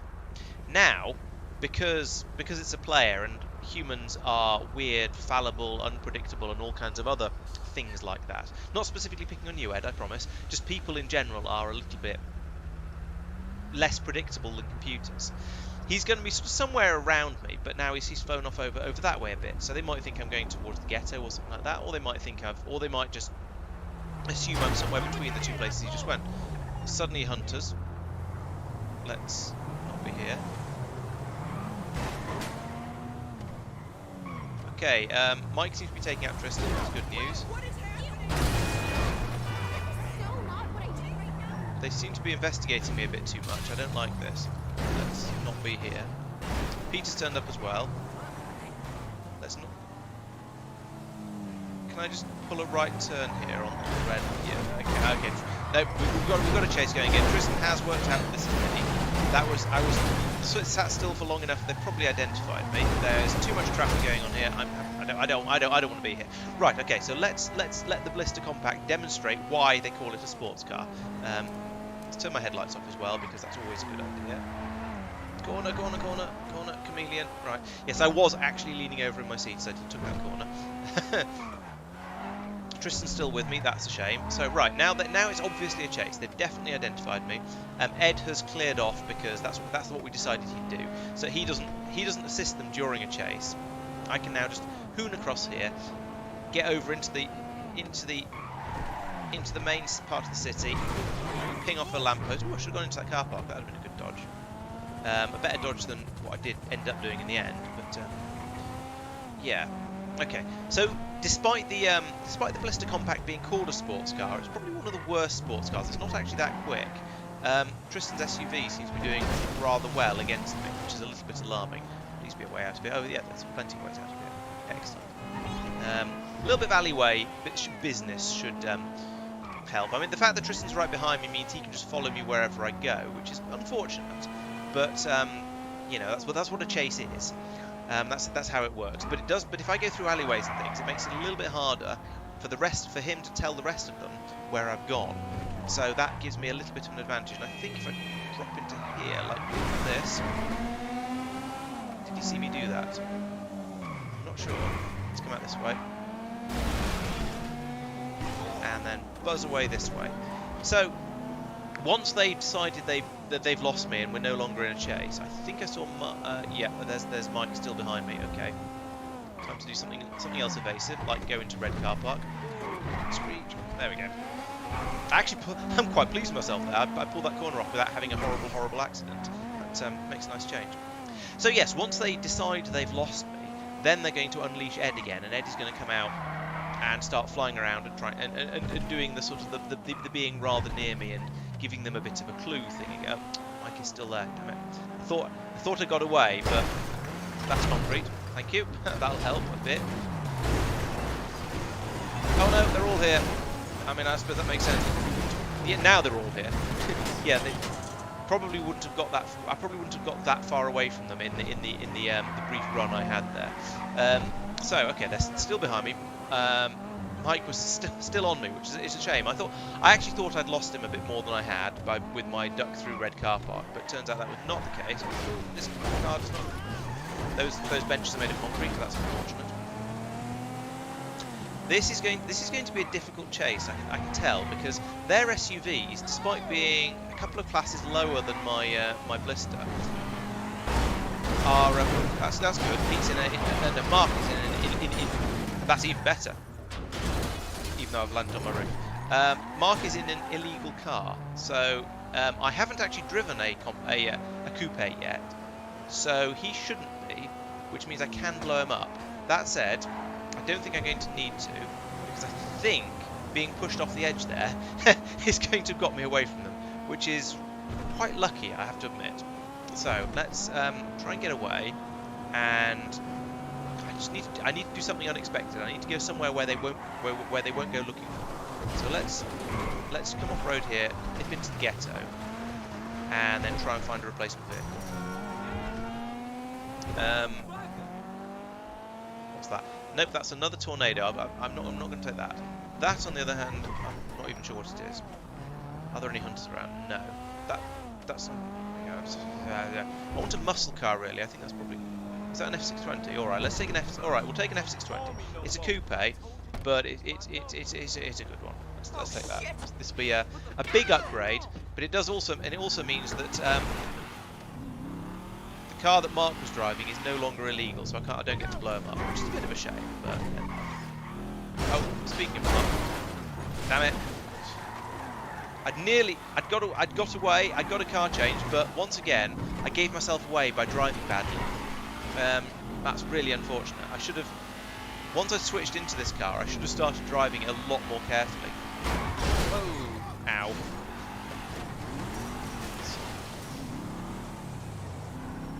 Ha! Oh no, he did make that corner. Damn it. Right. No, I'm not going on the railway lines. I don't know where they go. Okay, I am now. The F620 is a significantly better car than the whatever SUV Tristan's driving. So I think my best bet at this point, because all the hunters are going to be down there in the ghetto trying to get me at this point, if I just put my foot down and I hoon right the way across the city like this, Mike, whichever one, orange guy, will mock me for this. But because I've done the drive across the city at high speed in a straight line thing, but it's got me away because I had the better car at that point. So now I can find my way down here and start thinking about another car again. So Ed will not be up this way for a little while because we're in a chase. The hunters are now going to be saying, "Yep, we've lost him. Okay, Ed, you can take off again," and go out and start being a tracker again. But in the meantime, I can now take. Yeah, I mean, I unlocked sports cars earlier by mistake. So let's take the SL. What are these ones actually called? Is it a Go on, Feltzer. No, don't. Oh, for goodness sake. No, that's the wrong button. I don't know how to play this game, apparently. Anyway, right. I've now got myself a Feltzer. This is one of the best cars I can drive, because I can't use supercars because we have an old rule that is still in effect that basically says supercars can't take checkpoints. So, supercars can't take checkpoints, so there's no point in using them for me. Well, I mean, I could use one if I wanted to hoon across the city and try and distract the hunters, but I'd still have to change vehicles before I got to the next checkpoint anyway, so it wouldn't really help very much. So the Feltzer is one of the best sports cars, or at least it's one of my favourites of the sports cars, so this is a good one to have. There's Mark. Boop. And Tristan. Boop. Yeah, so they've seen me in a coupe now, so they'll all certainly be driving coupes. I was in a sports car as well, but I don't know if they were able to identify it as such, so they might not be expecting it. Although Mark is driving a sports car, so he obviously thinks I can and should and will and stuff. There's a lot of them around. I don't like this. They're all, and there's Mike as well. They're all here. They're all sort of crawling around this area. I'm just going to run this red light and get off this road because I don't like that. That's far too busy. It's blooming terrifying down there. So let's get up here, up another road, and then from here I can then start sneaking my way along the top of the city. Where's Ed? He's over there somewhere. Okay. I mean, I can't see him, but I know he's up there because I can see him on the mini-map. Come on. You're just sitting in the junction. You're certainly not allowed to stop there. I don't know why you weren't doing a right turn on red, because as we've established in the past, that's legal in America.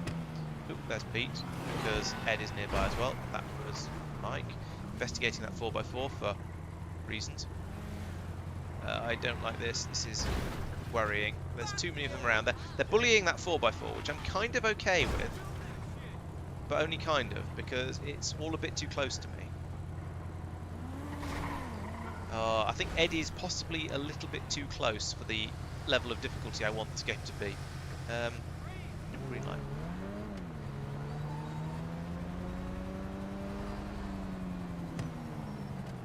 Where is he? He's gone off to the south. Okay.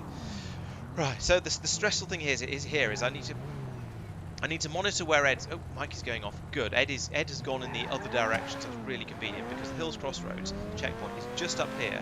So now I'm going to get up here at a bit quick, grab the checkpoint. I bet you're a banker. I came up here far too quick. Tristan has spotted me. Oh no. And the worst thing about that, the worst thing about that is, not only have we now started another chase, and Tristan's seen me in a sports car, and therefore they're all going to be in sports cars from now on. It's also now really, really obvious which checkpoint I'm going to, because he spotted me on the approach to the Hills Crossroads. So at this point, they clearly know what checkpoint I'm going for. So that means I'm going to go and take the next checkpoint, even though we're technically probably in a chase, and just hope there aren't any other hunters along here when I get to it. Now, which direction am I coming in from? This is going to be from the north. Okay, right. What I'm going to do in order to try and maximise the sort of fairness of this. Nope, he's still there. Damn it. I was going to change cars, but fortunately, for once, I had the sense to look behind me and check around before I changed cars, rather than just going, yeah, I've taken a corner and I can't see him right now, so he's probably not there. No, fortunately, I stopped and waited for a few seconds just to see if there was anyone around, and it turns out there was. So that means I've still got my Feltzer, and I can try and escape. Let's do this. It's a little bit of a Hail Mary. I'm probably going to put it in the swimming pool, but it also has a good chance of... Here he comes. There he is. He went right over me. Excellent. I have to admit, part of me was hoping that would happen, but it seems fairly unlikely. Oh, no, that's not a tunnel I can disappear down. I have to back out here somehow. Sports cars, not really designed for off-road shenanigans, but we're going to do what we can anyway. He's shooting at me. Does that mean he can see me? It probably does. I've put myself on a ridgeline. That's not good. We're going to lose a tyre at this rate if I'm not careful. Right. Oh no, he's probably shooting to guide the rest of the hunters to him, because they see the red flashes on the map as well. Can I get out of here? Can I get out of here without losing my... Oh, for goodness sake! It was going so well. Then I got my car stuck in a hole.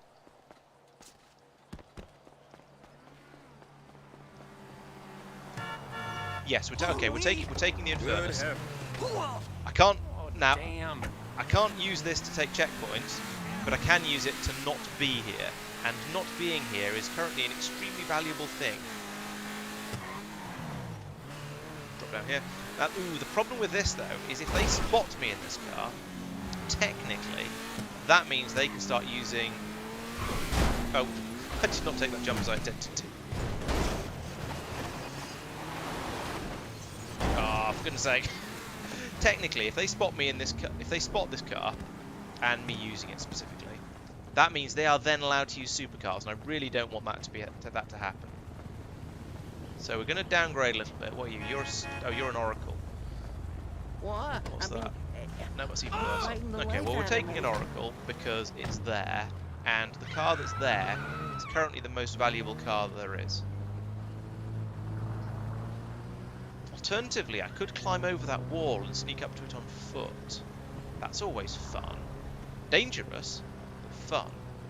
No, I've sort of started driving again now.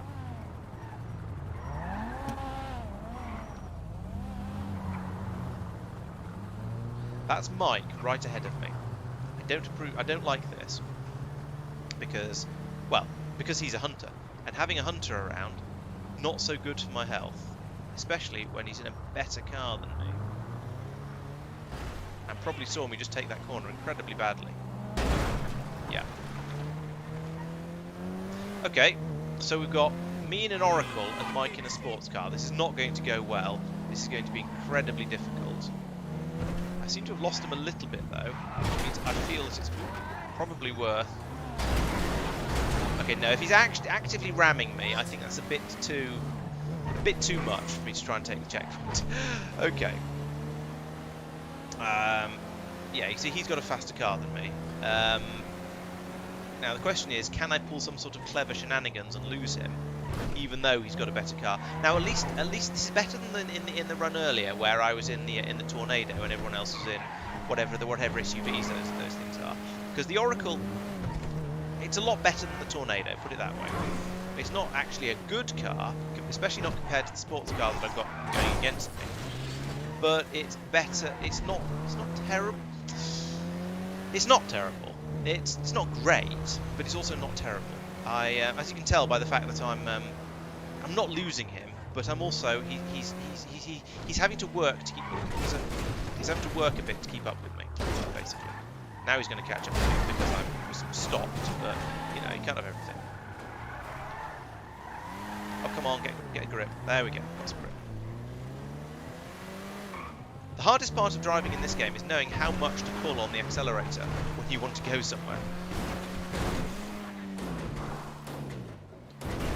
Where's he gone?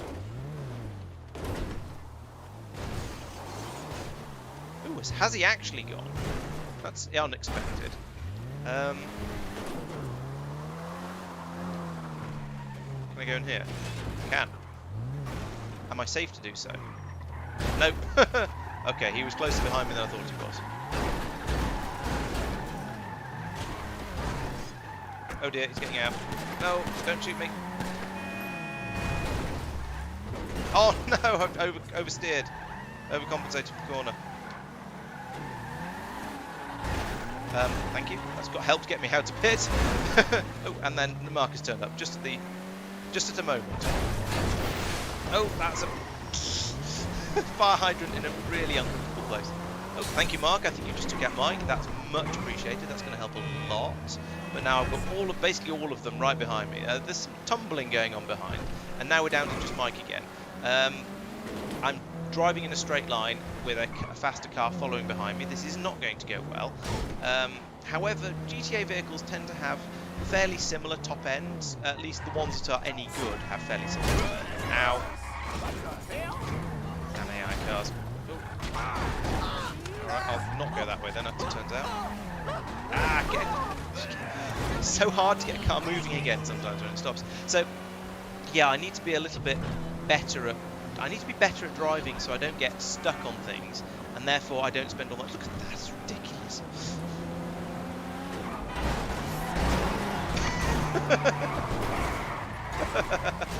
That was a mess.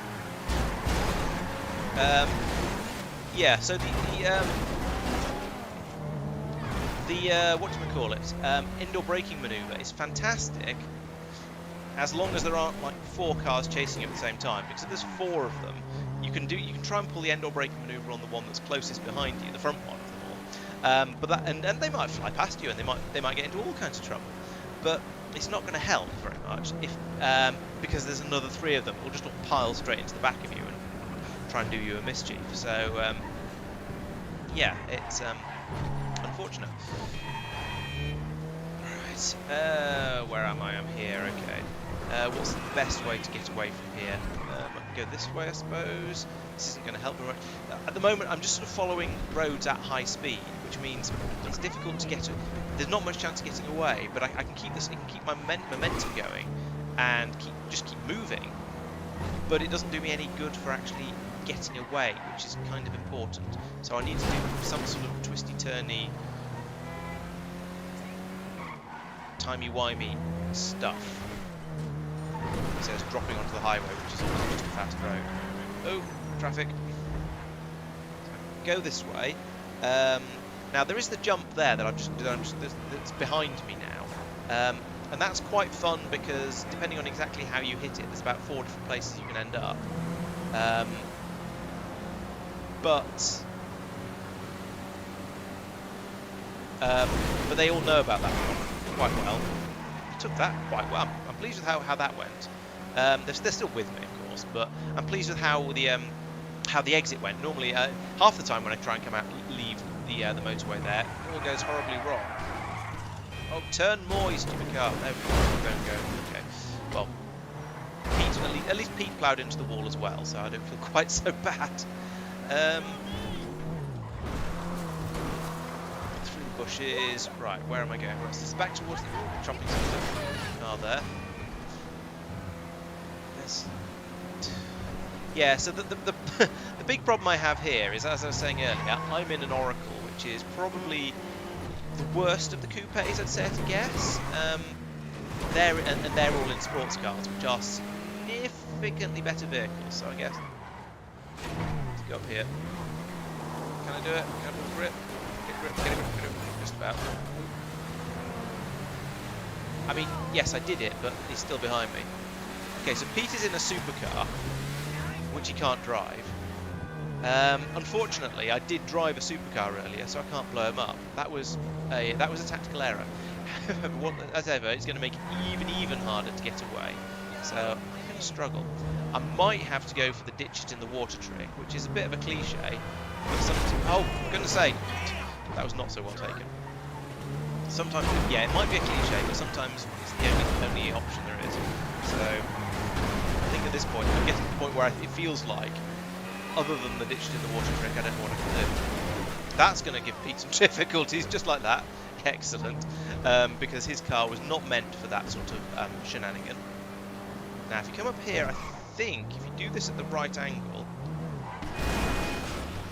that was not the angle I was going for.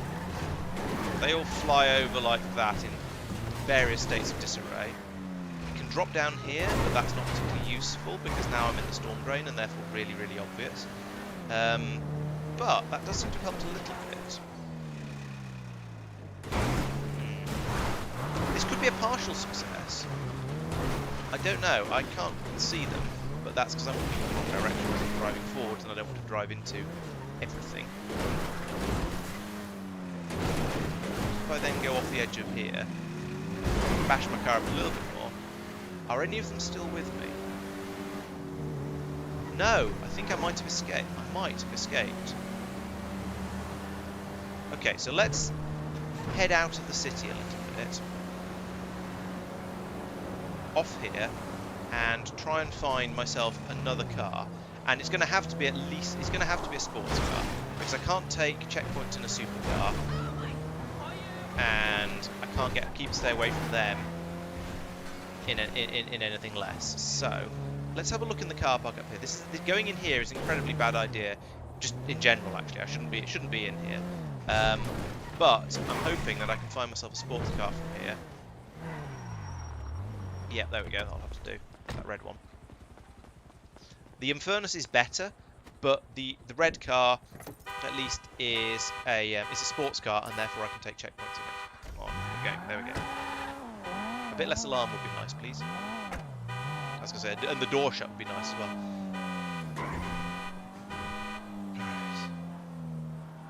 There we go. Wow, that was a hell of a chase. I hope you all enjoyed that because, wow, that was hard work. I'm quite pleased I got away with that. And in the end, I feel like I got away with that. I got away from that through tactics rather than. I mean, there was some luck in there. Don't get me wrong. There's definitely some pure blind luck in there as well. What are you doing? Don't do that.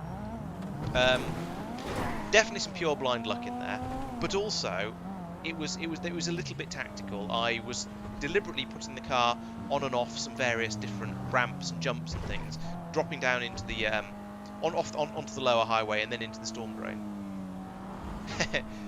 3 minutes. You're optimistic. Yeah, I think we are very soon going to have another chase, I suspect. My driving is mediocre. Now, the big problem at this point is that they know where I'm trying to get to, and therefore they're guarding it. So you see that, yeah, there's Mike already, and that wasn't my driving. If he's behind me, no, maybe he's not behind me. Okay, I was going to say it's not going to be my driving that gives me away. I don't think it's going to be the fact that the hunters know exactly where I'm trying to get to, because Hills Crossroads checkpoint is as I was saying earlier, difficult because there's only one place. When they spot me up this way, there's only one possible place I could be going to, and there's wrecked cars all over the place as well, which makes things a little bit harder. So I'm not going to mess around. I am going to drive slightly cautiously as I come up here.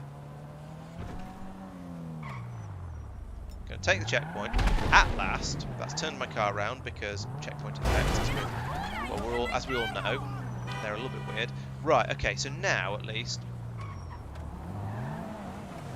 now, the next checkpoint will not be Hills Crossroads. So that's going to be the biggest thing I now have in my favour, is that I'm trying to go somewhere else. Oh, that was hard work. But I want to get out of the hills. Driving around the hills is fiddly and awkward and difficult to get. It's difficult to get away from chases because there aren't enough corners. There's Ed right above me. I think I possibly went for that checkpoint slightly quicker than I should have done, but it's sufficiently close that I think I actually don't care. Or rather, it's a sufficiently hard checkpoint to take that I think I don't care. Conveniently, the second checkpoint is right here. So we're going to get a second one almost immediately. There's Mike right behind me, though. What was this bus doing? What was that Mike doing? He's there on the other side of the bus. Great. If this bus could just turn right, that would be nice.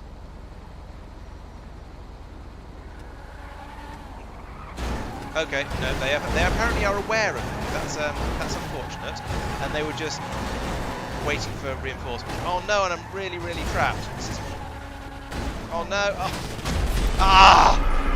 That was a very impressive pin, I have to admit, but also a massive shame given how the run had gone. I should have, yeah. When Mike was just sitting there, I should have done something else. I should have got out of there. That was.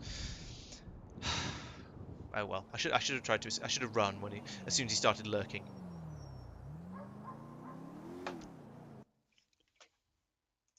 Well, this is hard. I mean, partly it's hard because I was trying to escape in an Oracle when being chased by a sports car and a supercar. But you did. But I did, yes. Yeah. And then it was just I didn't. Yeah, I was doing this sitting still for too long, even though Mike had obviously clearly worked out what was me. Oh, you had spotted him then? I had, yes. I thought you had. I was a little bit trying to hide behind a bus. Well, in fairness, I wasn't certain it was you either. It matched the description of a car that Tristan had flagged as being suspicious. Yep. Yeah, Pete When he was saying passed you he was very surprised that Tristan didn't catch on to me when you sort of saw me. So yeah, okay. Turns out Tristan was suspicious, but not sufficiently to chase it. Not sufficiently to turn around and not check cars going the other way from the checkpoint. And I was sort of, at the time, I was saying, I'm very suspicious of this car, but it hasn't done anything specific, but it's a decent car going an It has a appropriate Laurence direction. wine. And I was sort of hoping that someone would be in that sort of direction as well to investigate sooner, but Yeah. no one was. All right.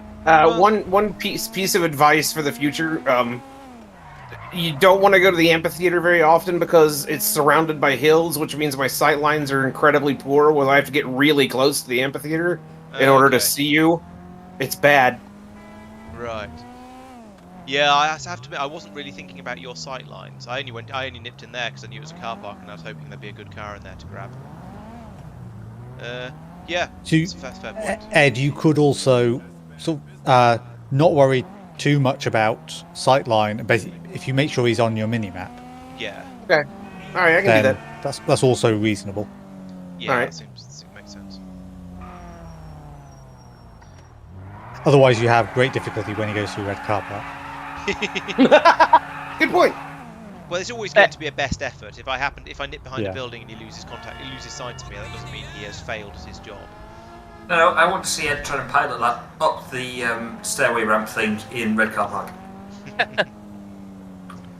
Ed, if you wanted a shot at kind of chasing in this mode, let me know and I can swap with you. Okay, I'm happy doing this at the moment. Pete wants to play in a helicopter. He's Well, always yeah, I wants to mean, play if in a you helicopter. want it real bad, you can do it. No, it's okay. I'm just being nice. It happens every I'm so often. suspicious. Should we switch to dual checkpoints? That might be a good idea, given that, We knew you were going back to hills every time. Yeah. Yeah, there's basically there's two checkpoints that are problematic from that point of view, and that was one of them. So, did the guy just fall off the building site? Yes, I think he did. He seems to be dead. Ed's gonna have a bad day. Depends how quickly this happens. Are we doing the same thing with changing skins, etc.? No, I'll just give Ed all the blips. I still want to. I'm going to change skins first because I haven't yet. Okay. Ed, you can spawn a vehicle in. All right. A helicopter. Now you can't because Pete's being difficult.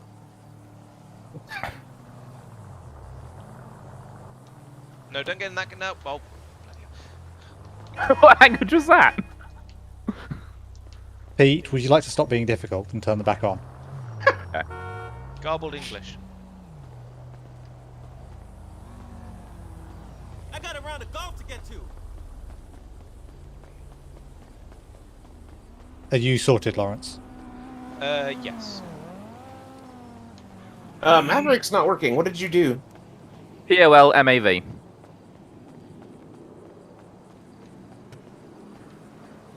What language was that? That didn't work either. Hull? /V space POL I MAV. did /V. What? Okay, Peter. Well, thanks for joining. I hope you enjoyed it, and yeah, we'll try and be maybe next time we'll be a little bit more organised and the Right. runs will go. A No, little he more managed it this time. smoothly. Yeah, this time I managed it. Lord of I did it. Don't That's do the police that. one. God damn it. Well, I was in ambulance the whole last round, but all right. Wow, what color? You don't have to be a police one, but fine. Oh, we don't have Ed on blips. Is Laurence still in here? Yep. That's I the also, point we I don't also do. have. Oh no, no, never mind. I was going to say I've got 2 blips, but 2 checkpoints, but that's expected. You need to change skin now. Me? No, Laurence. Laurence does. And all the rest of us do as well. I have a problem. We know. Pete's in the helicopter with me. I don't think that's legal. I can't get out. That's not true. You can get out. Seems like you could. You just can't get out safely. Interestingly, I think Ed's gonna Lost be flying around Lawrence with a again. corpse now. No, your corpse despawns. Oh, that's sad. I lost Lawrence. Yeah, Pete needs to change skin. Oh.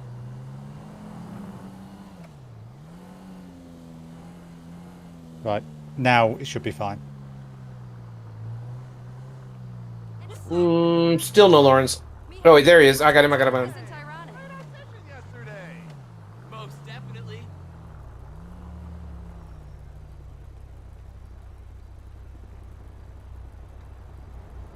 Oh, I'm revving the engine in this SUV and it's rubbish.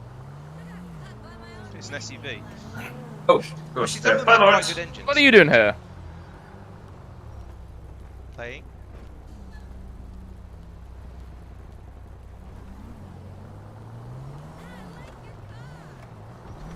Hello everyone, welcome to another run of Laurence Plays Manhunt Checkpoint.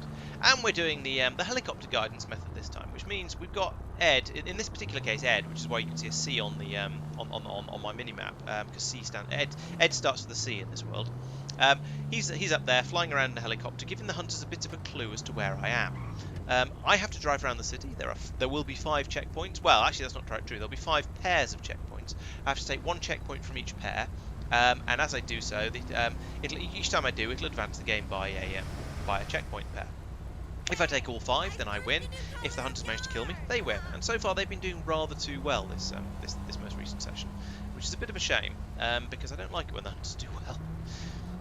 Okay, so there's my first checkpoint. Now I probably shouldn't take it yet because I don't think the game's been running for long enough to give the hunters a chance to get into the right sort of general area. So I'm going to do a bit of a loop around the block. And now that I've seen Tristan, I feel like the hunters have had enough, therefore clearly had enough time to get into the area, because one of them has. So I'm going to come back up this road here, I'm going to turn right again, and then go over and take the checkpoint, hopefully without getting molested too much by the hunters. We shall see how that goes. So yeah, Ed always knows where I am, because I'm marked on his map, so he's not really taking part in the hunt as such. He's just going to be flying around and flying near me. He's not supposed to be buzzing in circles around me because that would make it far too obvious, but he is supposed to basically keep me within visual range, so he should be able to see me pretty much all the time. So as I turn down here, well, he doesn't have to be able to strictly see me, but I have to be somewhere on his minimap. So now he's streaking over like this to try and get a view of me again, so he knows that he's in about the right sort of general area. So I'll come down here, stop here, get attacked by Mike, as is traditional. Mike is then attacking another car. He's run off though, so he's probably going to chase it because he's basically a terrier. Let's take this checkpoint. I said let's take this checkpoint. Whack up, there we go. Boom. And get out of it. Why is it still there? I took that checkpoint. Let's go back and try taking it again, because apparently that didn't stick. I don't know what happened there. But it does... Yeah, that's weird. When I go up to a checkpoint and I boop it like that, it's supposed to get taken and then go away. There's clearly been the explosion. So let's try again. Stop in the checkpoint. Press the take the checkpoint button. Nothing is happening. Okay, oh, the game has glitched, but I have now at least been given the next pair of checkpoints. I don't know what happened there. So okay, so the game has glitched a little bit, but it's glitched in a way that means we can still carry on. So, c'est la vie. We'll just see how this goes. So down here, I'll follow that oracle and then head off this way. That was close enough to a green light for my reckoning. Carry on along here. Ed is like right up there, directly above me now, which is not ideal because that means he's rather close and therefore it's rather obvious to the hunters where I am. But I can keep going along here. Oh, actually, I can stop at this junction. Pete, and I heard another crash. Maybe it's just Pete. There's an oracle there playing silly what's names. That's okay. It's not giving me away, so I guess that's all right. Ed has flown away a little bit. Right, so I'm going to try and get to the golf course checkpoint. Why are they all going through the gap in the middle there? I thought they didn't do that when there was AIs waiting to turn. I don't know. While I'm waiting and it's quiet, let's do a spawn AI, because then I'll have a passenger in my car, and it'll look a little bit less suspicious, hopefully. And if I do get rammed, they'll hopefully do a bit of screaming and shouting abuse at the hunters and things like that to give the to distract the hunters a little bit and maybe give me a bit more of a chance to escape. So at the moment, I've had enough. I'm not waiting. Okay, now the lights. Every time in this game, when I decide I've had enough waiting for the traffic lights to go green, and I just decide I'm going to run them, they then immediately go green. I despair. I really do.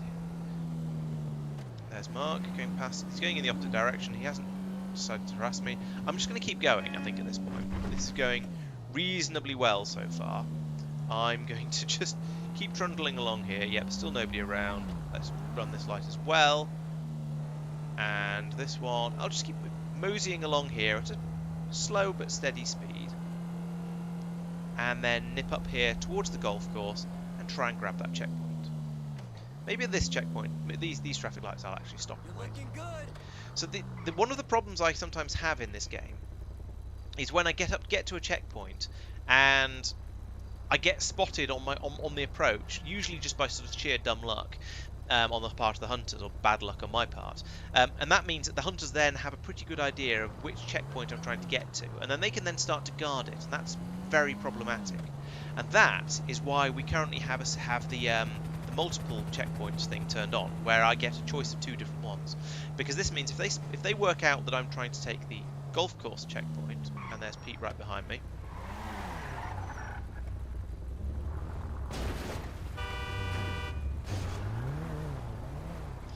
Is he going away? There's Mike in a bus.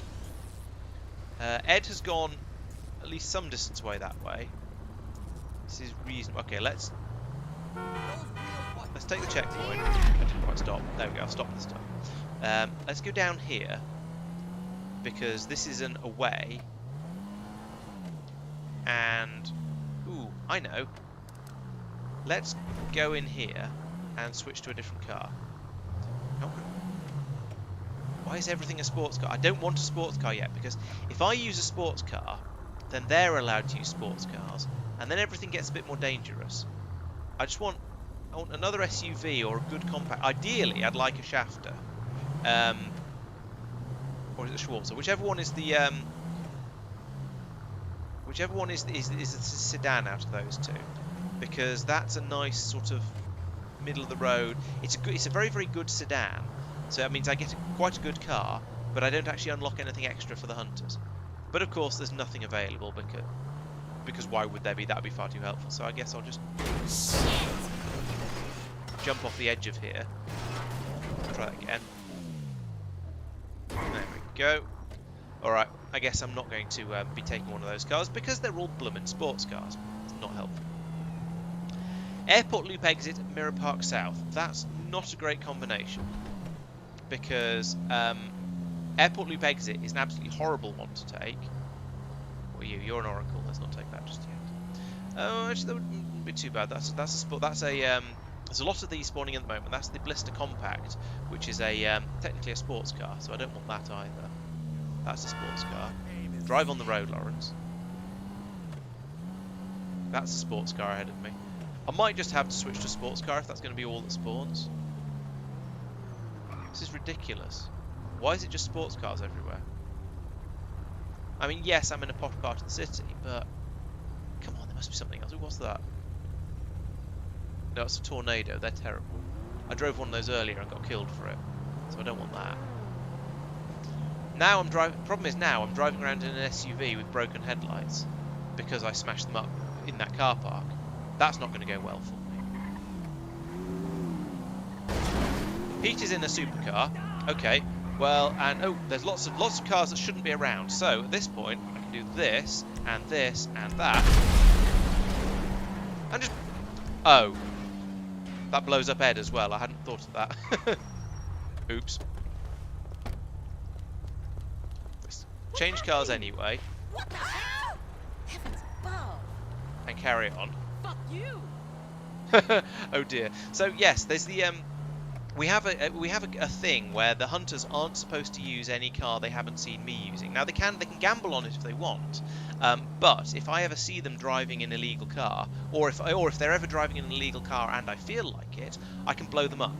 Unfortunately, we didn't think this through properly, and Ed's helicopter counted as an illegal car because I haven't flown a helicopter yet, so that's blown him up, so they've not got any tracking. So I'm just going to drive slowly for now while Ed gets himself a new helicopter and comes back over to and starts haunting me again.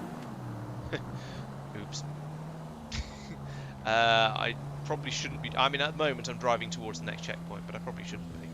I'll give him a few minutes, I think, to get himself a new helicopter and get himself back over here. before I do anything. Oh, no, there he is. There is his helicopter already. He sorted himself out quite quickly. That's pretty good. Exactly, Caladrian. Yeah, that's the point. It's a fair thing. It's we don't want, yeah, and it's more fun for me to be able to arbitrarily punish them for doing things like that when I want to do it, when it's tactically sound, like they're chasing me, rather than just at an arbitrary moment, rather than them being blown up as soon as they get into another car. For a couple of reasons. Oh, no, but the helicopter is supposed to be there. The helicopter is the tracking system we're using in this one. So he's got me marked on his map, so he always knows where I am. But he doesn't tell the hunters where I am. He just flies sort of vaguely near me. And that's how the hunters are given a bit of a clue as to where I am instead of using the circles. Yes, if we're playing in the normal modes, there's a hunter there. I don't like this. Yeah, if we're playing in the normal mode and he picked up a helicopter and was trying to find me in a helicopter, then yes, absolutely fair enough. He absolutely should be blown up. But because he's supposed to be in a helicopter, he's playing a part of the game rather than a hunter at the moment. So he's actually allowed to be in that helicopter. It's fair enough. So yeah, just temporary loss of tracking is fine. It doesn't really matter. However, it's not supposed to be that the hunters are supposed to be able to keep track of me to an extent, and therefore they shouldn't.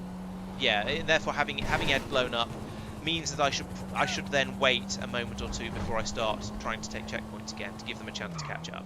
Otherwise, it's not really fair. They've just lost their tracking because through something that isn't actually wrong, through no fault of their own, if you will. Oh dear, that didn't go as I intended it to. Mike did not see me though, so that has gone exactly as I intended it to. Excellent. So yeah, sometimes getting an accidental spin round like that is incredibly useful. Unfortunately, oops, that's the wrong button. Oh no, I do still have all my headlights. I do have a bit of a smash on the front of the car though. So depending on how observant the hunters are being, and how noticeable that damage on the front of my car is, it may or may not be a problem. Right, I don't actually want to go to Mirror Park that way, so I'm going to come around here like this. That was quite smooth. I very nearly drove into that Oracle, but didn't quite. Come on, Oracle, drive a bit faster than that. I know an Oracle is probably the worst of the coupes, but you can still go a little bit faster than that, mate. Okay, so Ed is still in the area. You can see there's his chopper up there. You can see the C on the map. That's him. C for chopper, also C for Ed. Right, so I want to go up that road over there, I think. That'll bring me into Mirror Park from the north. I'm in the completely wrong lane for this, but yeah, what can you do? Or I could go past and then come in from the south. I think probably going in from the north is going to work slightly better for me. Where's the chopper's over there at the moment? So there's a couple of checkpoints around here that I could possibly be going for, given where I am. But as soon as we start moving and the helicopter ends up over Mirror Park, they're going to guess that I'm going for Mirror Park South. But let's do it anyway, and let's go a little bit quicker. Now, going quickly has screwed me over a couple of times this evening, because obviously the advantage of going quickly is you get places quicker, get places sooner, and so it allows you to get in there, grab the checkpoint, hopefully before the hunters turn up. The downside of driving quickly is that if you find a hunter, you're really, really obvious, because you're driving quickly and badly and stuff like that. So winding through traffic like this, not such a great idea. Ed is up there. He's making it a bit obvious that I'm going from Mirror Park South. So I think I need to go. I need to do this quickly if he's gonna be lurking there. Because there's Tristan in that purple car. Now I'm quite glad I'm approaching this from an unexpected direction. Am I close enough yet? Maybe? No. Gee, this is a rental. Go fuck your mama in the keister. Oh my. I'm just going to take that checkpoint. I was stationary, so it's okay.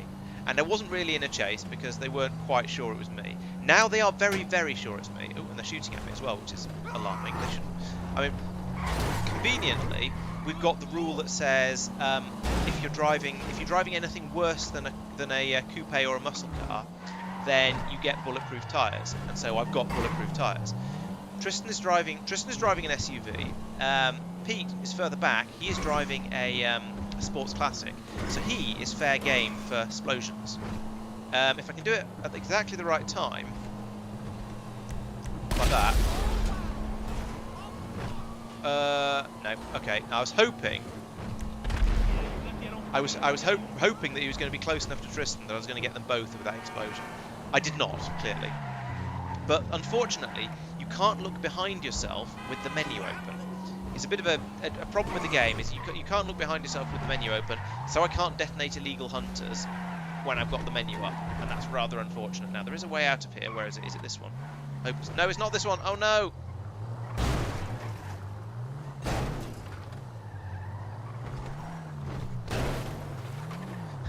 There is a way out of here, but it's not there.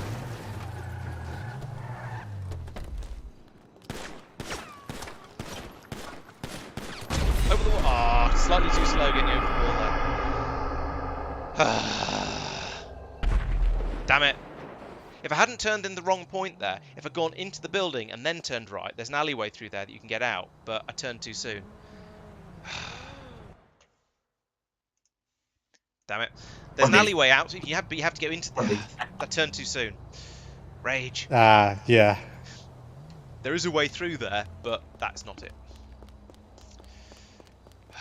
That's annoying. Especially as there's only one of you behind me at that point, and one hunter in And I theory was saying, should be able to deal he's with. postal. I don't want to get out though. And then I was able to pin you, and so I did get out. That's an awkward place because there's bollards and things in the way. Yeah. It's a bit unfortunate that Ed gets blown up every time I blow up Pete, though. Yeah. The way to fix that, you know. Is it for me to get in a helicopter briefly at the start of the run? I was going to say don't blow me up, but sure, that'll work too. No, I prefer mine. Did you deliberately blow Pete up a second time? So twice in a row in that run? I used the blow people up twice, and it happened early on, and fairly early on when you were several seconds apart. No, I only did it Okay. once, as far as I'm aware. Because I think you did it a second time. It is So possible. if it's accidental, then it's not so bad.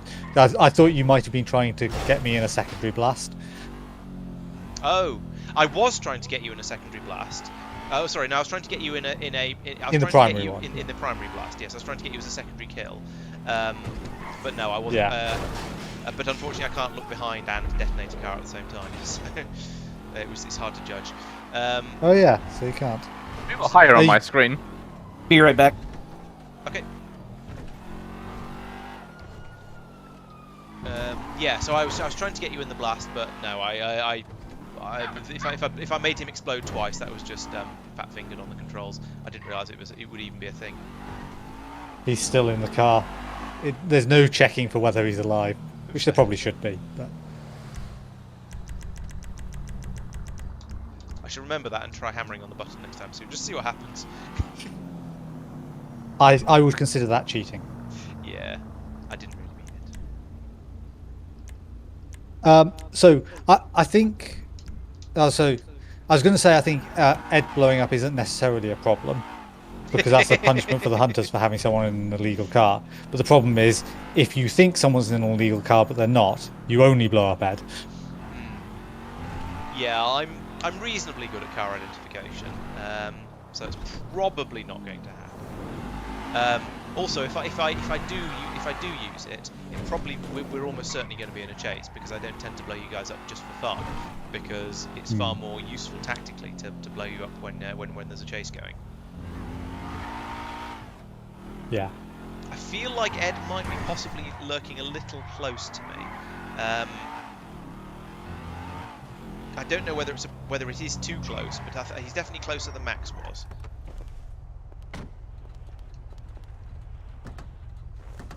What Dunno. the hell? If I'm examining a car, I just completely blank on where Ed is. So Yep.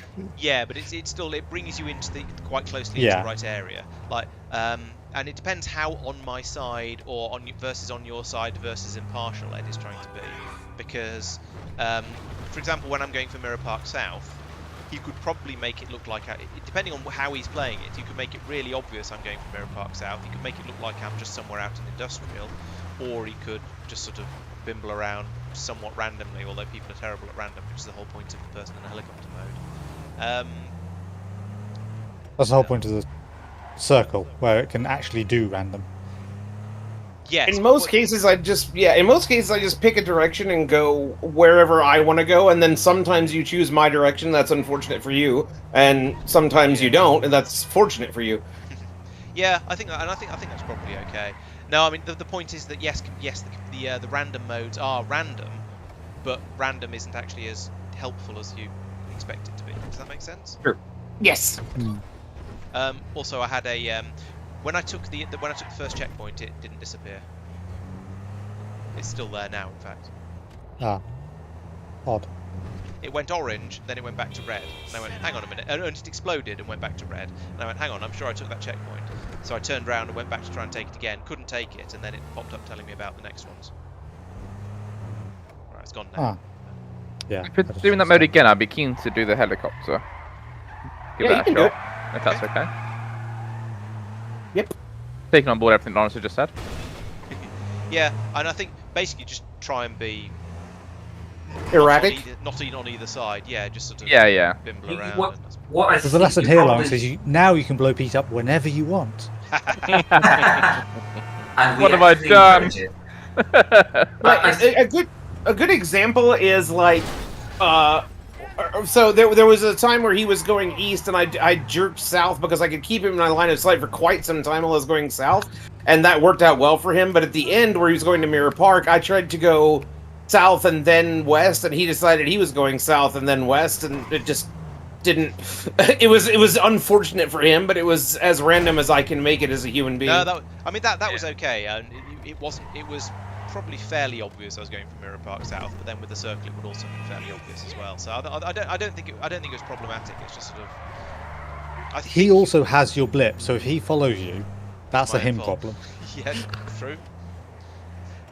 Yeah, I mean, I could try and lose Ed, but it's not going to go very well. But I could, or Pete now. It's not going to go very well, obviously. But it, yeah, or try not to stay underneath them at least. Yeah. And when they say they found you, I just pick a landing pad and land, and it's easy. Yeah, seems good. Oh right, you mean when? Oh right, yes, yeah. Yeah, they're like, we got him in the land. Yeah, makes sense. Question is, what do you do if we think we've got him, but we haven't?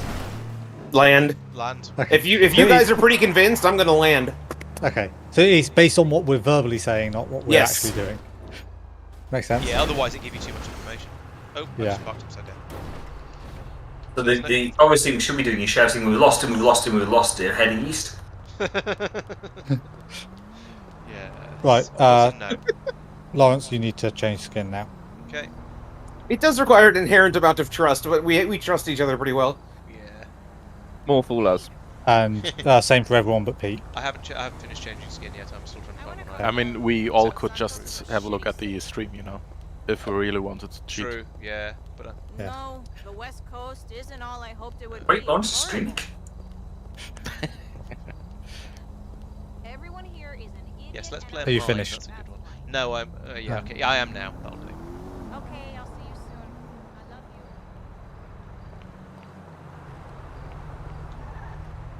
you. Ooh, I was going to say that's some quality parking. Then my car vanished. Yay! My favourite checkpoint. Bye, Laurence. Bye.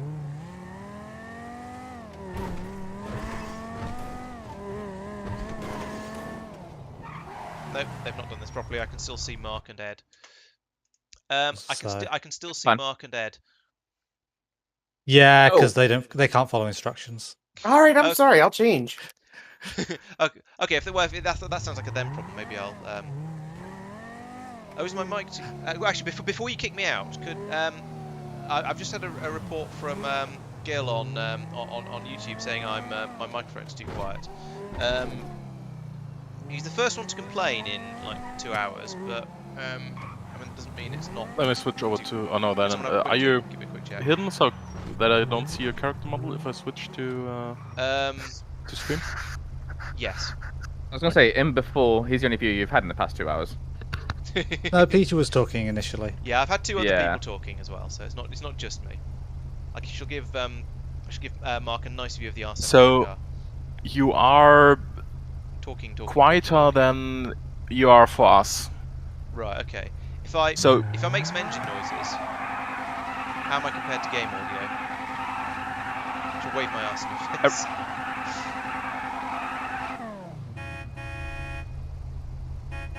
How's I mean, I'll turn the game down a little bit. I can't turn myself up at all, Gil, I'm afraid, but I can turn the game down a bit, so you can just turn everything up and compensate. There we go.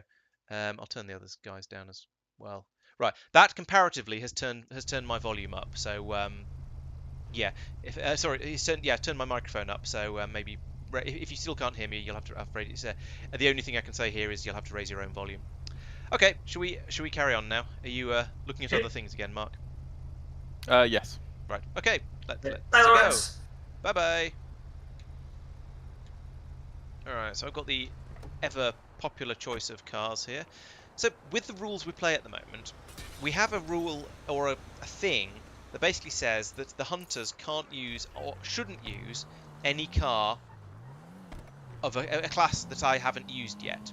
They get sedans and compacts and SUVs for free, but if I haven't driven a sports car, they're not allowed to drive a sports car.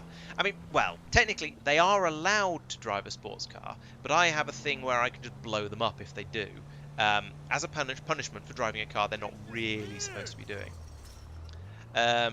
Yeah, I've turned them down a bit as well. Let me if you let me know when we finish this this run and they actually start talking again, whether they're still acceptable or they're still excessively loud. Let me know and I'll tweak it as required.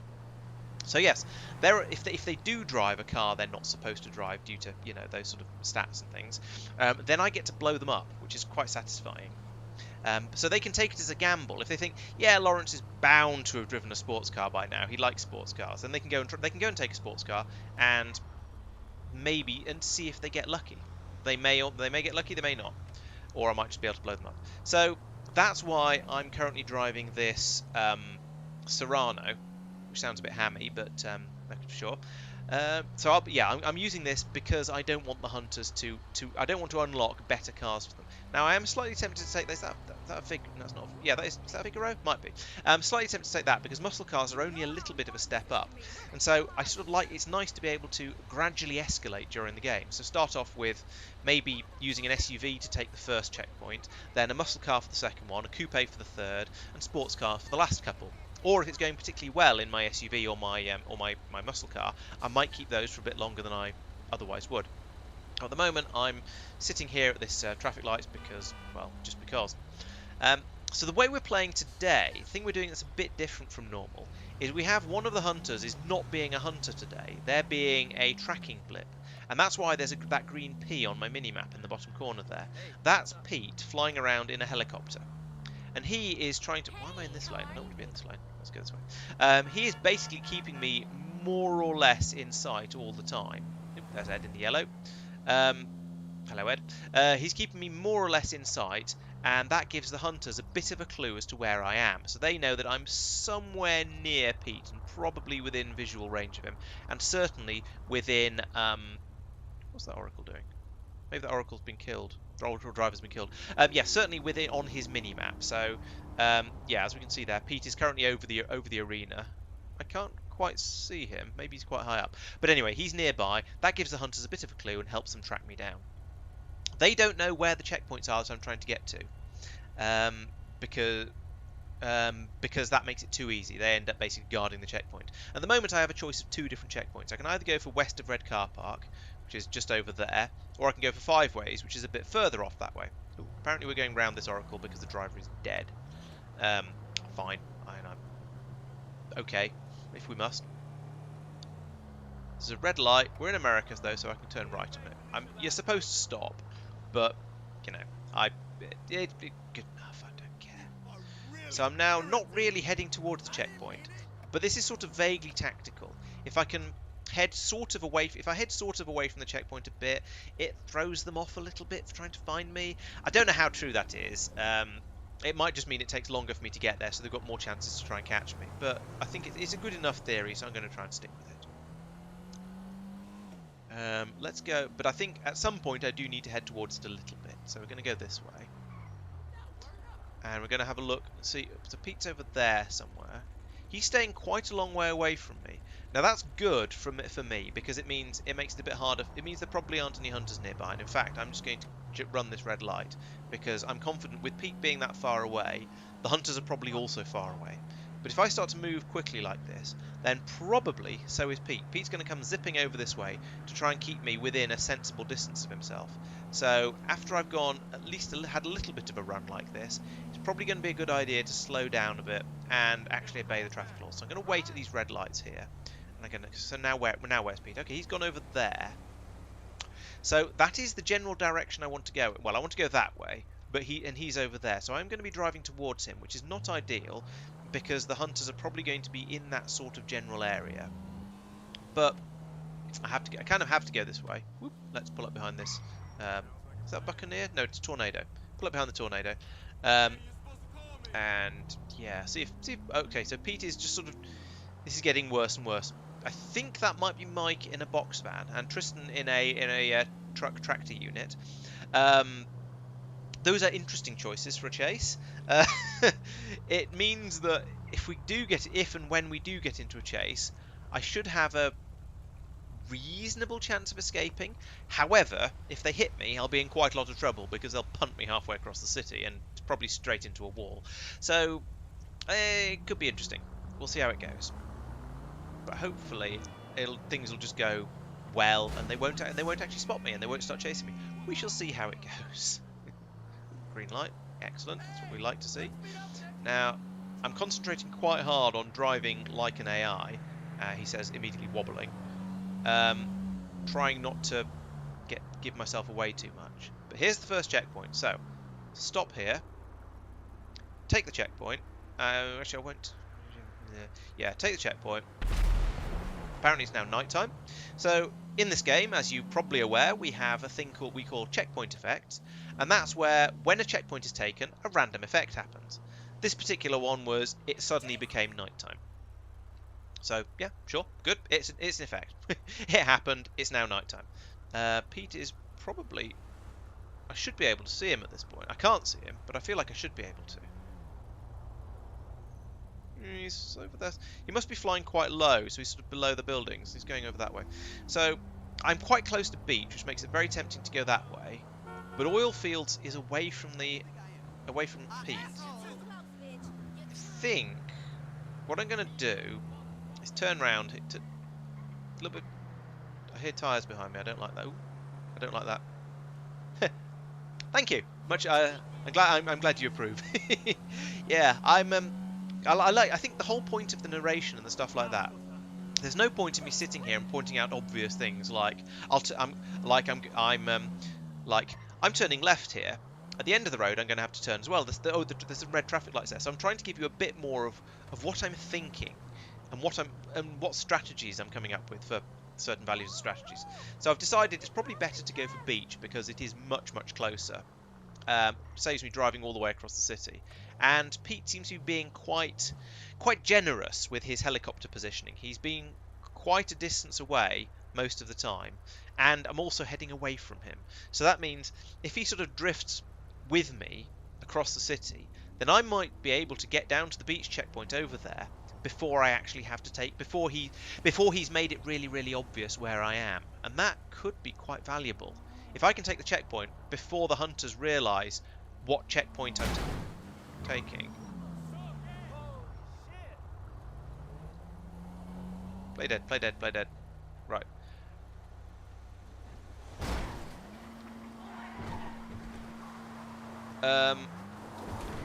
I don't think that's quite how an AI vehicle naturally reacts when it gets rammed from behind like that. I don't think I want to be here. However, I don't think they're behind me. So I also don't have any rear lights. So I think I kind of need to change this car. Yes. Let's try and run away. No, there's an orange monstrosity on its side there. That's probably still got Mike in it, so let's keep moving and try and find somewhere a little bit quieter than this to change vehicles, because I'm scared. Turn my lights off completely. That'll do. Let's pull in here. Is anyone with me still? No. Let's take this, even though I'm going to have to smash the window. Yeah, that... No alarms, please, we're British.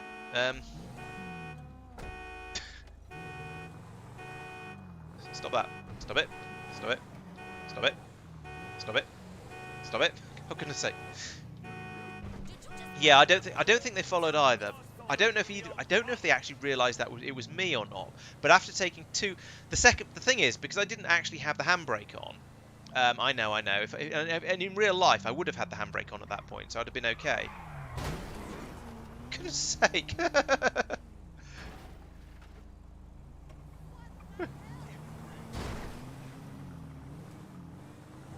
Oh, can you? Okay. Well, yeah, I probably should have done. I'll try and remember that for the future. But for now, oh my God, there's hunters everywhere, and this car's broken already. Thank you, Pete, for leading them away from me. I think it's time for another car change because that one's broken. Let's take this one. Oh, that was terrifying. Let's go in here because this is the slightly sneaky way through the canals. Pete is way off to the is that north? Yes, that's north. So if I go through here reasonably quickly,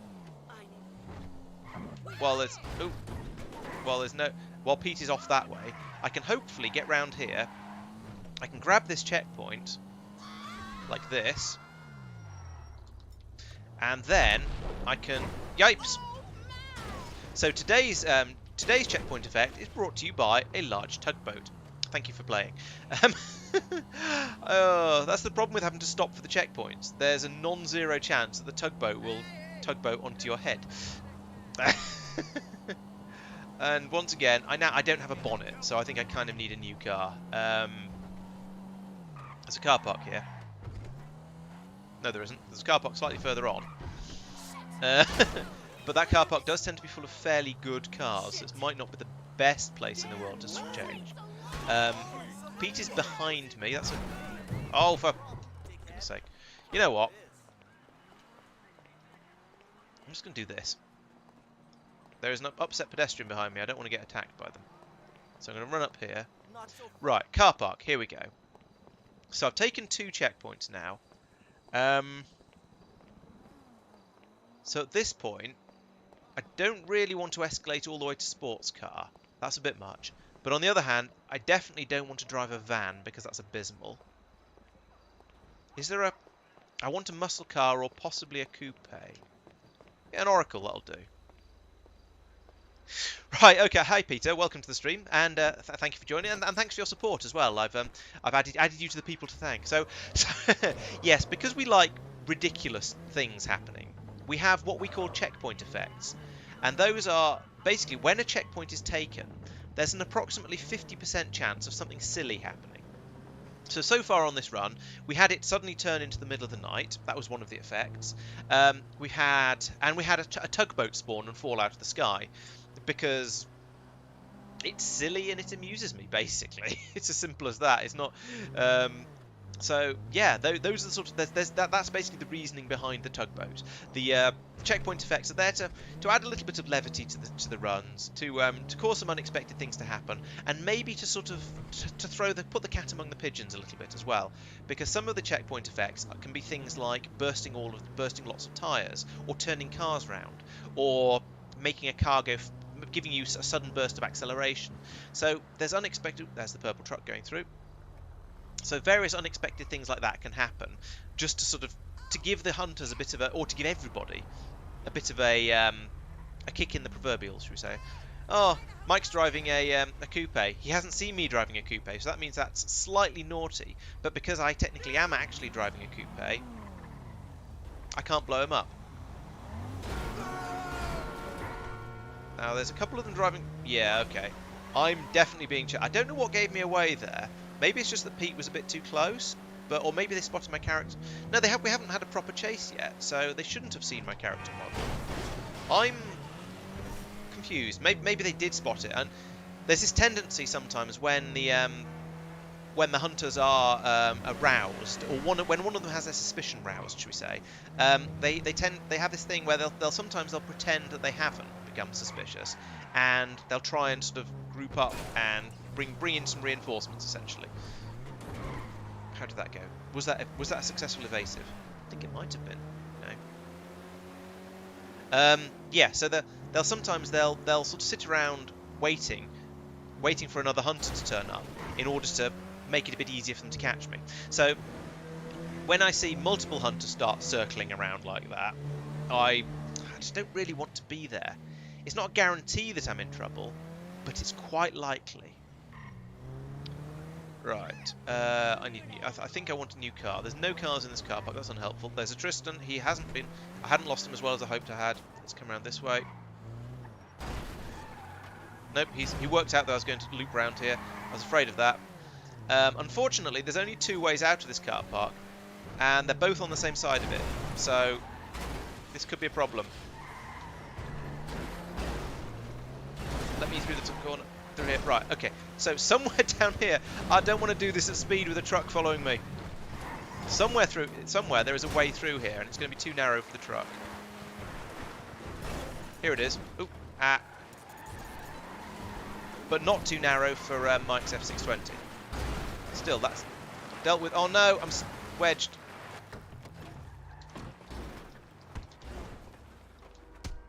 Just beat Mike up. Oh yes, I killed him. Awesome. But unfortunately, Mark or Pete, it must be Mark because Pete's in the helicopter.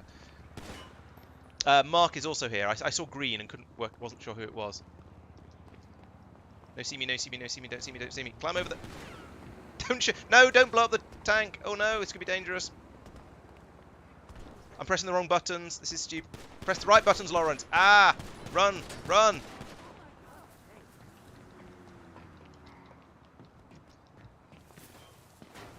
Oh no, now there's 2 of them. I'm in trouble. Don't go. Oh, I'm really in trouble running this way.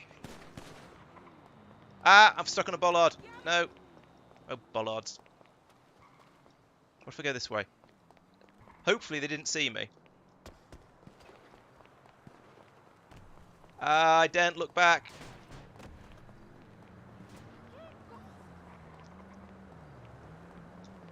I mean, I need to look back, but what if I hide behind the portaloos? What if I actually hide behind the portaloos? I can see Mark. Oh, there he is. I can't. Oh!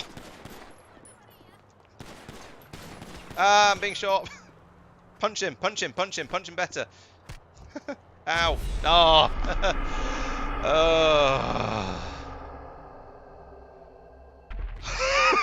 That was such a stupid ending. Oh my goodness. Oh.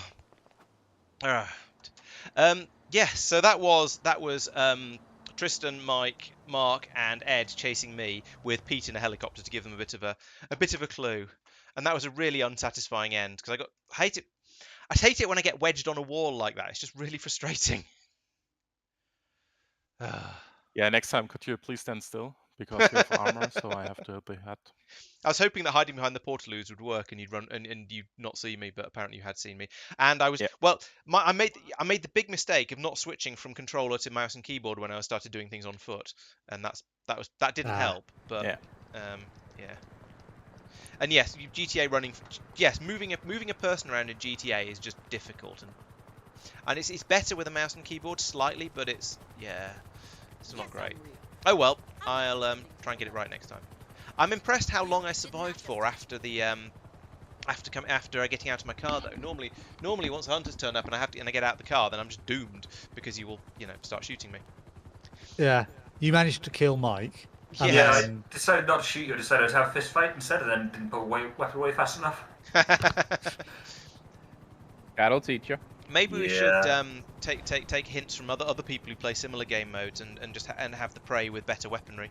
I don't know, but it's one of the differences of our game mode, I suppose. So there were a number of complaints from the hunters about the helicopter position. How did you find that, Laurence? I felt like you were a lot further away than Ed was. Yeah, I was keeping you on. At all points, you were on my mini map, but I was kind of making a conscious effort of not being on top of you. I felt like you overcorrected. Okay. Because basically, we encountered him. We encountered him once. Oh no, you you him a lot didn't. of times. Yeah. Okay. To your knowledge, you encountered me once. Yeah, There was You one were point. problem was- you were- It felt like Pete was basically bombing it back and forth all over the Yeah. place, and so Okay. we spent the vast majority of the time hurtling vaguely towards it. Because Right. Okay. Which, if in you think effect, that would be the he's- same if you driving from corner to corner of the circle every time. yes, except we're going from left hand side of the circle to the circle teleport. Always seems to teleport to the opposite side. I was flying quite high, so that could have been an issue. That kind of, I was going places quite fast. So I'll take that on board. Okay. Yeah, maybe try and reduce the distance a little bit, and yeah, try to. Unless I'm driving fast, you probably shouldn't be. You shouldn't be flying fast. You should be bimbling Maybe around. 50% faster than him. Your Yeah. speed should be limited to something like 50% more. I than think him. that's Or just you should how just be high I was. just sort of generally bimbling around in the general area rather than flying quickly to move me from one side to the other. So yes, if I start So- to shoot off in a direction, you'll have Why to does move in height that direction. matter? I don't know. It just does. You travel. It's just a GTA physics thing. Helicopters Because I move was faster when they're bimbling higher. around in the area, but because I was very high, that area was big and the bimbling around was fast. Right. You just happen to, yeah. The higher you are, I think it's obviously so when you're actually playing GTA as a game, you can get from one side of the map to the other relatively quickly by flying high. Yeah, I can see that sort of working as if you want to fly over Chiliad, for example, you want to go quickly. Yeah. Whereas if you're flying relatively low level, you don't want to keep whipping into buildings. So I can kind of see it from a gameplay design perspective. Yeah. There was a so quite I just, funny I just bit not where- flying nearly as high. There was quite a funny bit where I think it was Mike ploughed straight into the back of me, and then Did I I? was just sort of yes, and I think it was you. I'm not 100% certain. And then a moment later, Tristan ploughed into the back of me, and you both just vanished off over the horizon. So you didn't know it was me at the time. You just both Yeah. rammed me as a sort of random AI car that just got unlucky. So I Yeah. heard the hunter complaints, and I didn't quite feel too guilty because there were a lot of times when you guys were on top of Laurence. Yeah, I no, saw so you So quite- it's I not did that it's not working. Yeah, for some time I just tried to keep up with you, and you're just like in a super and hurtling across. Yeah, that's the problem. The Yeah. hunters sort of have two modes. One is get to the right sort of area, and the other is look around. And Right. we were spending a lot of time in get to the right sort of area. Yeah, there's And- definitely a bit where I ploughed into Mark because I was busy looking at the mini map trying to go in the right direction and wasn't looking where I was going. Just took Mark out. Okay. Well, I'll take it on board. Yeah, it's all experimentation. We work it all out. Yeah. I think yes, generally, the slower the helicopter is going, the better. With the obvious proviso of it always having to stay more roughly in the general area of the prey. And I think possibly Yeah, a it- little. Yeah, I think you're being a little too generous. Perhaps slightly closer to me than you were then. Yeah, Yeah, Although that's was he in render distance of you? Were you seeing his car? that was part of the reason for flying high was that I wouldn't have that bias. Nothing was rendered for me. Intentionally. Yeah, but okay. That was my mentality for flying high, is that I then wouldn't know what car he was in, so then could have an unconscious bias of following that car. Just stare at the mini map. Don't even look at the screen. Well, that's kind of what I was doing, yeah. So I'll do that again, just not as high. Yeah, Yeah. My feeling was more. It was more that it was the speed you were going Yeah. rather than the distance, because obviously I can't tell what the distance is. And you're Yeah. quite frequently quite close. I saw you. I'd Yeah. say I didn't feel too bad about the distance, but for that reason is that you were frequently quite close. Yeah. Gil There says was also hi, the by the way, feeling Ed. Pardon? Gil says hi to you. He's on. Oh, He's on. hi, Gil. He's watching the stream. I'll probably keep the distance relatively similar, maybe a little bit closer, but the speed I'll adjust quite Yeah, significantly. that's I think reasonable. part of it was the second checkpoint, which I think was beach. Yes. None of us heard it explode. So it was sort of, none of us were even in the right area. I'd for gone that. to that one at speed, and I was playing tactically then. I'd seen where Okay. I'd seen where Pete was, and I saw okay, he's sort of off in the wrong direction. Right, I'm going to make a run for the beach because I know the hunters aren't going to know, are going to have struggle, and the beach is a difficult one to take. I'd also like Okay. to point out that about 2 sentences before that was taken, Mike had said he's either going to take Troll Beach or Beach. So you were over Troll Beach, I think. But yeah, Yeah, but- fair enough. My point is, part of that is if you're flying around quickly, then we're spending a lot of time playing Yeah, catch yeah. up. Yeah, so we plugging the horse at this point. Yes. Yeah, Yeah, yeah. chalk it to experience. Pete will try and yeah. fly a bit slower this time, and Yep. we'll see how it goes. Tell me when I need to change outfits. Now. Oh, actually, before we start, something that might be beneficial. When you were in the hunt, I went onto map mode and was basically following it on the map. I'm not sure if that would maybe help for the video at all. Probably not, because I've got the sort of the carefully got that. rendered You've one. got the mini map thing Yeah. anyway. Okay, that's fine. Yeah. No, we've got the full map version. Oh, okay. Yeah, the one and the one that looks prettier and has everyone in the right colours and all that sort of stuff. Fair So, enough. yeah. Okay, that one will do. Okay, I'm ready. I can still see Mike and Mark and Tristan, but you're probably aware of Yeah. that because you haven't told them to do anything yet. So. Right, now everyone else changes. Oh, I found a jet fighter. Of course you did. You'll probably get No, you blown haven't. up. Oh. I'll disappear in a second. I can still see Mike. Mike, you haven't changed. Oh, now I can't. I think. Yeah, now I can't. Okay.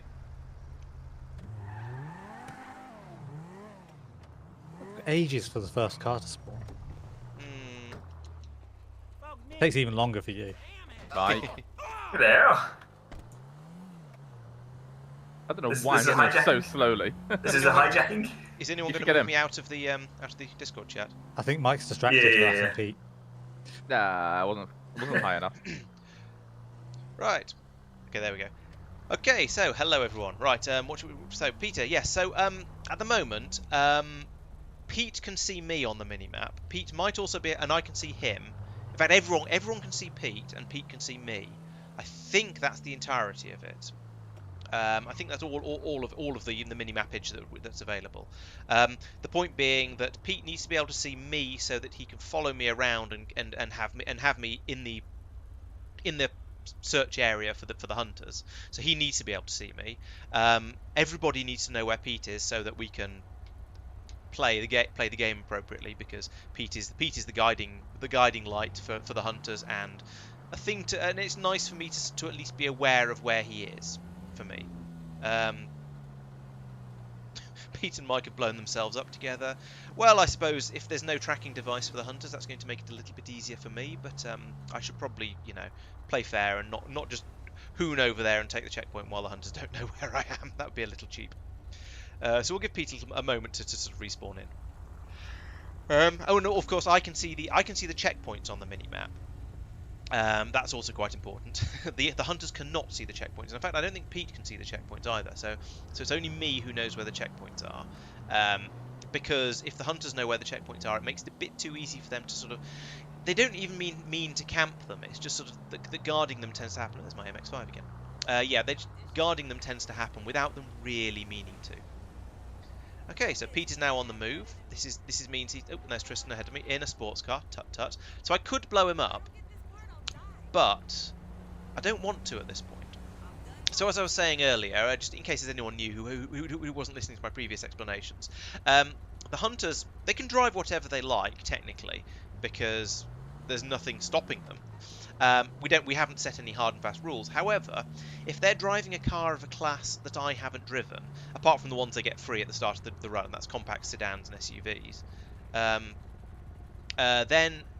then I can blow them up by selecting a thing from my abilities menu. And this means that there's a discouragement to them for driving better cars than they're technically supposed to. But if they think I might have done, then they can take a gamble on it. And there's Mark driving a coupe, and Tristan's downgraded to an SUV now. So there's only one of them in an illegal car at the moment. So they are welcome to try driving better cars if they want. But if I feel it's tactically viable, I might blow them up, and then I shall be extremely smug about getting to blow them up as well, because it's funny. So yeah, it's an extra feature. It fits in the. Where's it? Oh, the road goes here. Okay. Yeah, it adds an extra bit of interest in. It means they can try driving better cars if they want, and potentially you might think that having a sports car that can get around the city quickly is useful from a scouting point of view. Whereas, and then if they find me, they can go, oh, here he is, and tell all the other hunters where I am, and that then means the other hunters can then come in and then try and get into the area in their legal cars. So even if the first one gets blown up, it might be tactically worth it. I'm not convinced it is, but you could make an argument for that, and it would be within the rules of the game. I mean, it's slightly outside the sort of the spirit of the rules, I suppose, but I mean, we have very much said that at this point, for the hunters to drive sports cars is not cheating, because there is the penalty is now built in. When we first started implementing this rule, we didn't have the penalty built into the game, so I couldn't blow them up. So at that point, it was just an honour system type rule. Oh, and there's the Pete copter. That's going to be telling the hunters where I am. That's getting very, very close to me. I don't like this. Go away, Pete. Go away. Because the hunters are going to lurk somewhere. They're going to be following him around. They see there's Mike. There's only one. Oh, no, there's two more of them. And they're following the helicopter because, of course, they are. And the helicopter is flying towards the checkpoint because I'm unlucky, I guess. Pete doesn't know where the checkpoint is, so he's not deliberately flown straight towards where I need to go. But at the moment, that means I don't really want to go over there. Pete is now going to basically do a big circle around me. So I'm going to head this way in an attempt to draw Pete off this way. And then when he goes the other way, when he's in the opposite direction to me, opposite direction from me to the checkpoint. There we go. Those words in that order. That makes sense. When he's off in the opposite direction, then it's there's a green light. Probably safe to start trying to go to the checkpoint. So now he actually kind of is. He's off sort of behind me. The checkpoint is off sort of forwards. So now, yeah, let's start heading towards the checkpoint. See what he does. I'm still going to carry on trying to blend with traffic. That's a bird. Is it a bird? Is it a helicopter? I can't see him.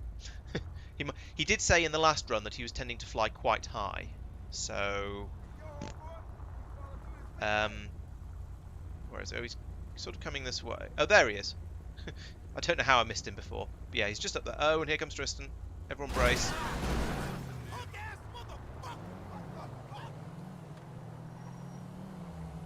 I don't think I reacted very convincingly.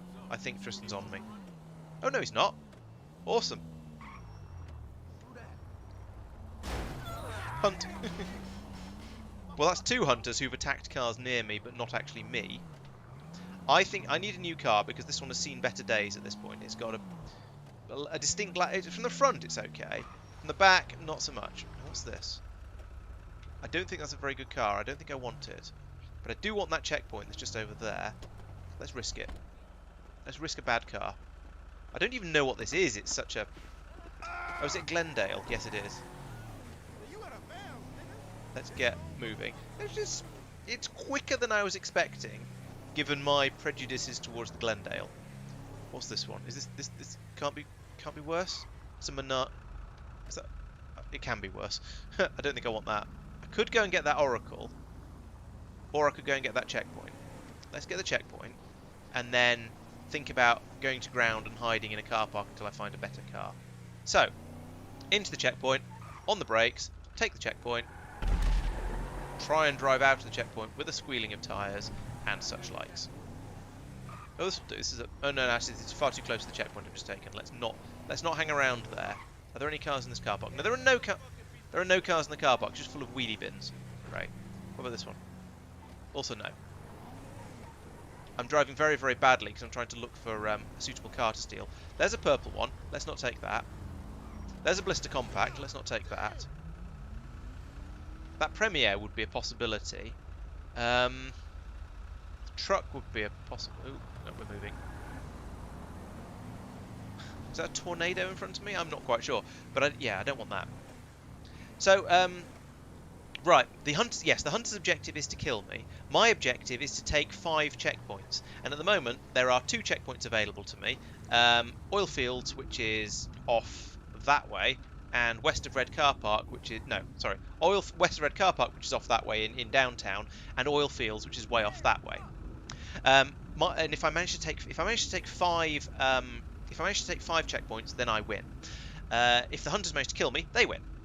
So they don't have any clues. There are no names. There are no names over players. There are no clues on the minimap. Nothing like that. So they have to use their powers of deduction and observation to look for a car that's being driven badly, or driven in a non-AI way, or in the wrong place at the wrong time, or just something that gets them suspicious for whatever reason. And sometimes it's just sometimes they just get lucky by hooning around in the general area. Sometimes they don't, and sometimes things go quite well. I'm going to upgrade to that Premier. Is that Premier or is it an Astrope? We gotta call the sheriff. Premier, I think. Yes. Hey, I identified a car. Go me. That's pretty good by my standards. Yeah, so it's up to their powers of observation and deduction to try and work out which of the random cars driving around the city is me. And because the city is a big old place, that's why we have a clue of some sort. Sometimes it's a circle of guidance. Sometimes it's the blip that follows around 400 meters behind. Today it's it's Pete in a helicopter that gives them a clue as to give them an area to look in. And you may think that just looking for one car in a city, there's Mark again. One car in a city is like looking for a needle in a haystack, and they've not got a chance. And the game's massively tilted in my favour. You might think that. You'd be wrong, because so far this evening, I haven't won a single game. They've managed to catch me every time. Sometimes due to bad driving, sometimes due to me being in the wrong place at the wrong time, sometimes due to them just going around investigating all the cars by driving into them at high speed. So, yeah, despite the apparent imbalance of them just looking for a car somewhere in a city, or even in an area of a city, they're doing pretty well. They are managing to catch me. And now Pete's over there, so there's probably going to be a flood of cars bounding across either this bridge or one of the other bridges fairly soon, because there aren't very many checkpoints. Oh, there's Mark. So Mark has already got over onto the industrial side of the is this the storm drain? Yes, the storm drain. So there's a tornado pulling across in front of me again.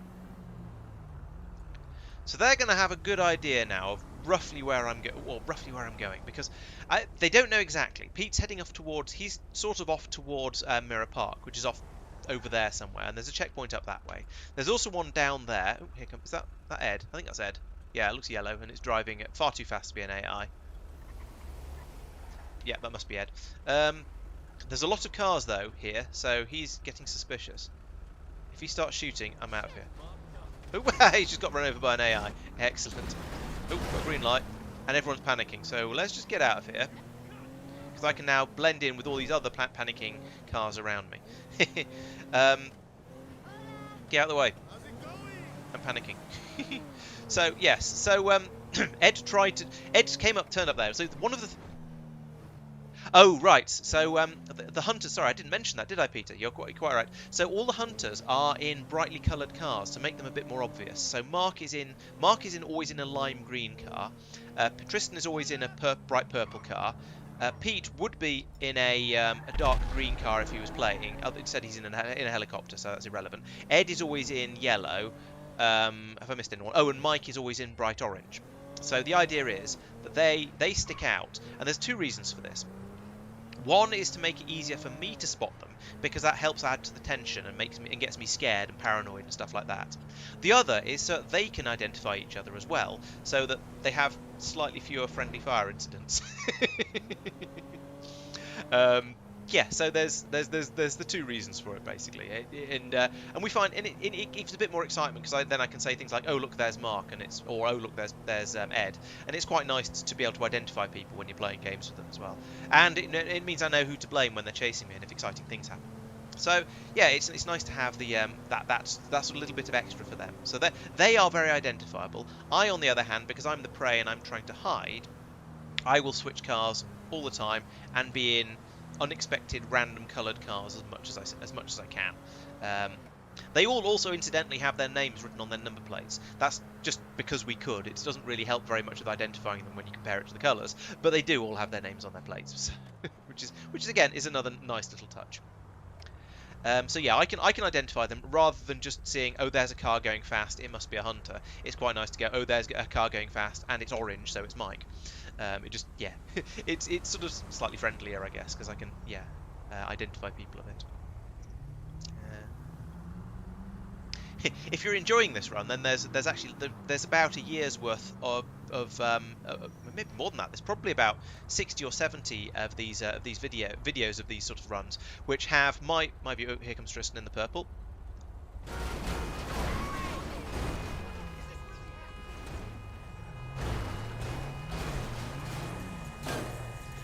Mike is in a something sporty. I don't know what that is, but it's certainly not legal. I should be blowing him up at some point. Right, let's not be here, because this car has taken some serious beats and therefore needs to be replaced. Maybe it's time to escalate. Actually, no, since Mike is driving around in that over-the-top sports car, I kind of want to leave him in that until I've had a chin. Oh dear, I've given myself away just by driving badly and obliviously, and Ed is right behind me. So let's not drive towards Mark, because he's just over there. Okay, so Tristan's behind me as well. Now I could blow Mike up at this point, because he's still in the probably still in the sports car. However, oh dear, that wasn't quite how I meant to take that turn.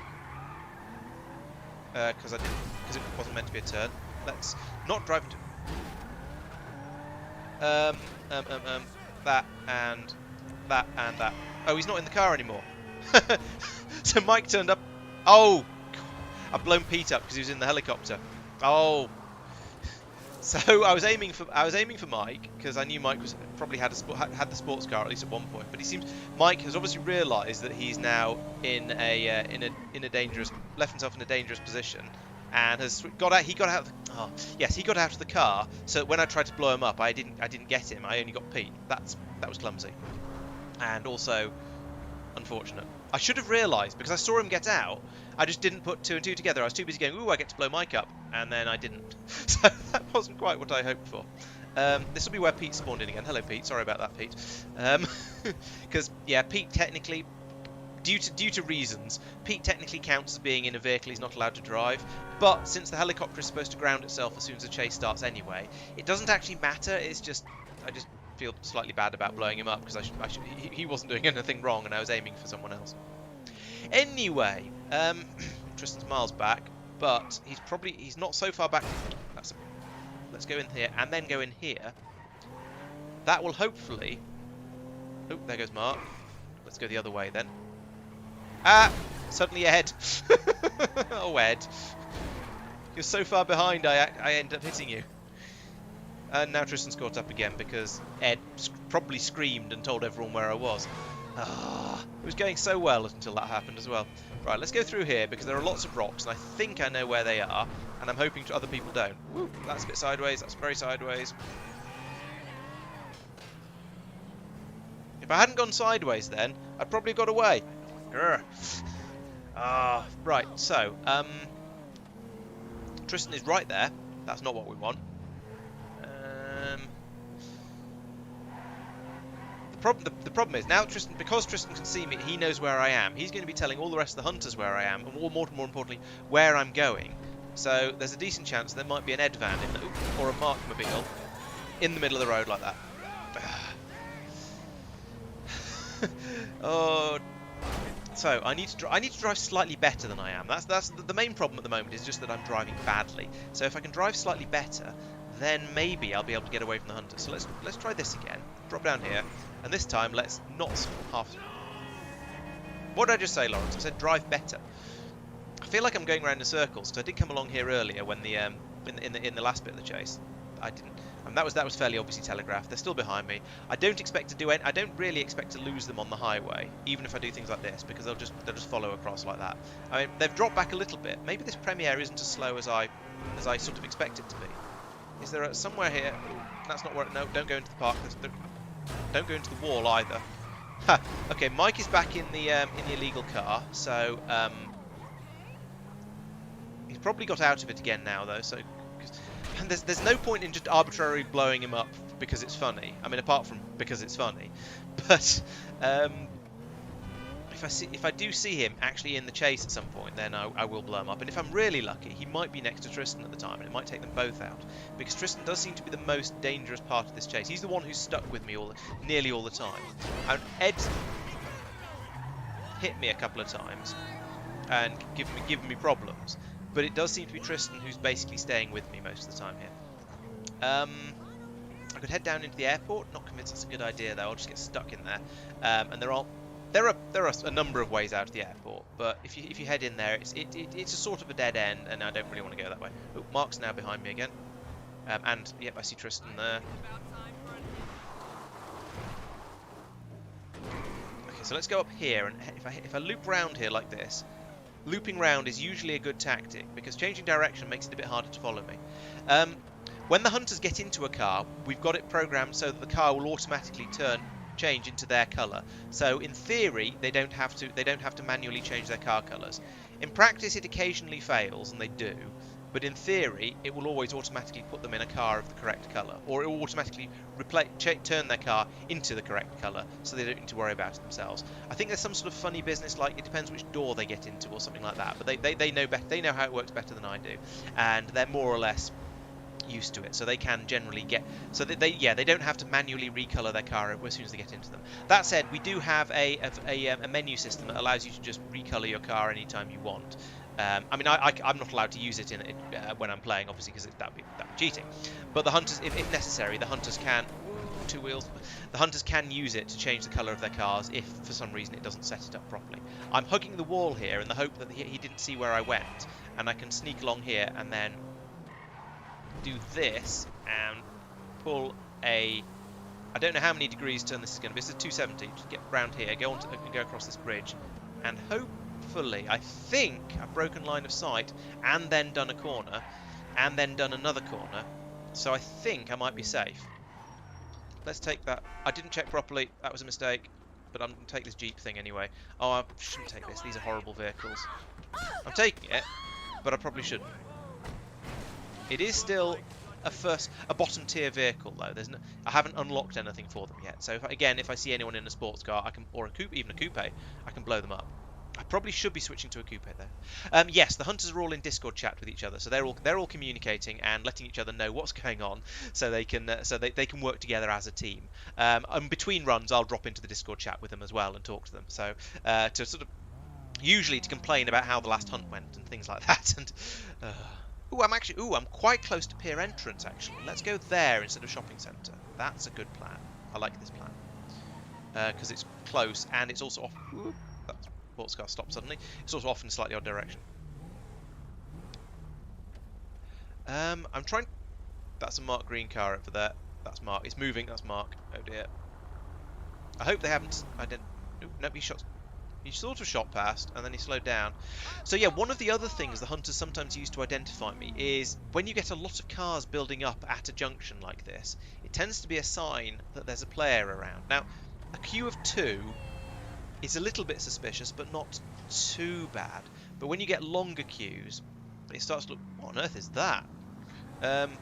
It starts to look very, very dodgy. So getting surrounded by large numbers of cars can be a bit of a giveaway to the hunters that there's a player in the vicinity, because it's due to the vagaries of the way that GTA works when it spawns in cars, when they despawn, things like that. There's a bit of a tendency for cars to clump up around players if the players are driving, according to traffic laws. Pete's just up there. I'm having to think tactically again now because I'm approaching a checkpoint. I'm not just trying to flee from them as fast as I possibly can. So if I head over this way now, let's go for it quickly before anything unfortunate happens, like Pete guides them straight to me, which is sort of his job, but also sort of not. He's supposed to be somewhat impartial. So I'm just going to go straight down here and take this checkpoint. There don't seem to be any hunters around. That's nice. So I can stop here. Oh yeah, one of the rules is I'm supposed to stop before I take checkpoints. Right, okay, so we've just had another checkpoint effect. All cars that were spawned in when I took that checkpoint will have had at least some of their tyres burst. So my car is now... Oh, it's got one tyre left. So it's now like driving on ice skate. So I'm going to abandon that car there. And I'm going to try and... could have taken that F620. I'm going to drop down here because this is a pedestrian thing, and it gets me away from the checkpoint in an unexpected way. And then I'll try and find another car down here. Like, there's lots of these are Serranos, aren't they? Stop. Oh my god. Let me have your car. It's probably about time I started switching up to better vehicles, actually.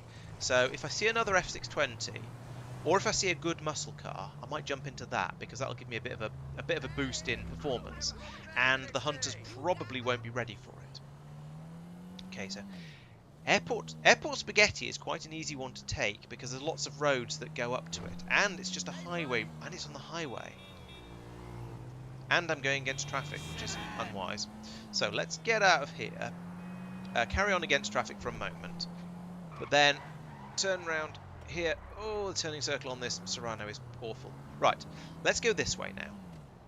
So if I follow this, which highways? How do I highway? I think if I follow this one, and I can go a bit faster because I'm on the highway. And you know, I know that keeping right on motorways isn't really an American thing, but I'll try and be good. Right. So if I head along here, if I turn right at the big right turn, then I can head south. Is this the big right turn? No, this is not. No, this is not the big right turn. Next one. Next exit. Then I can head south, and that'll take me down more or less to the airport, and then I can then work it out from there. Yes.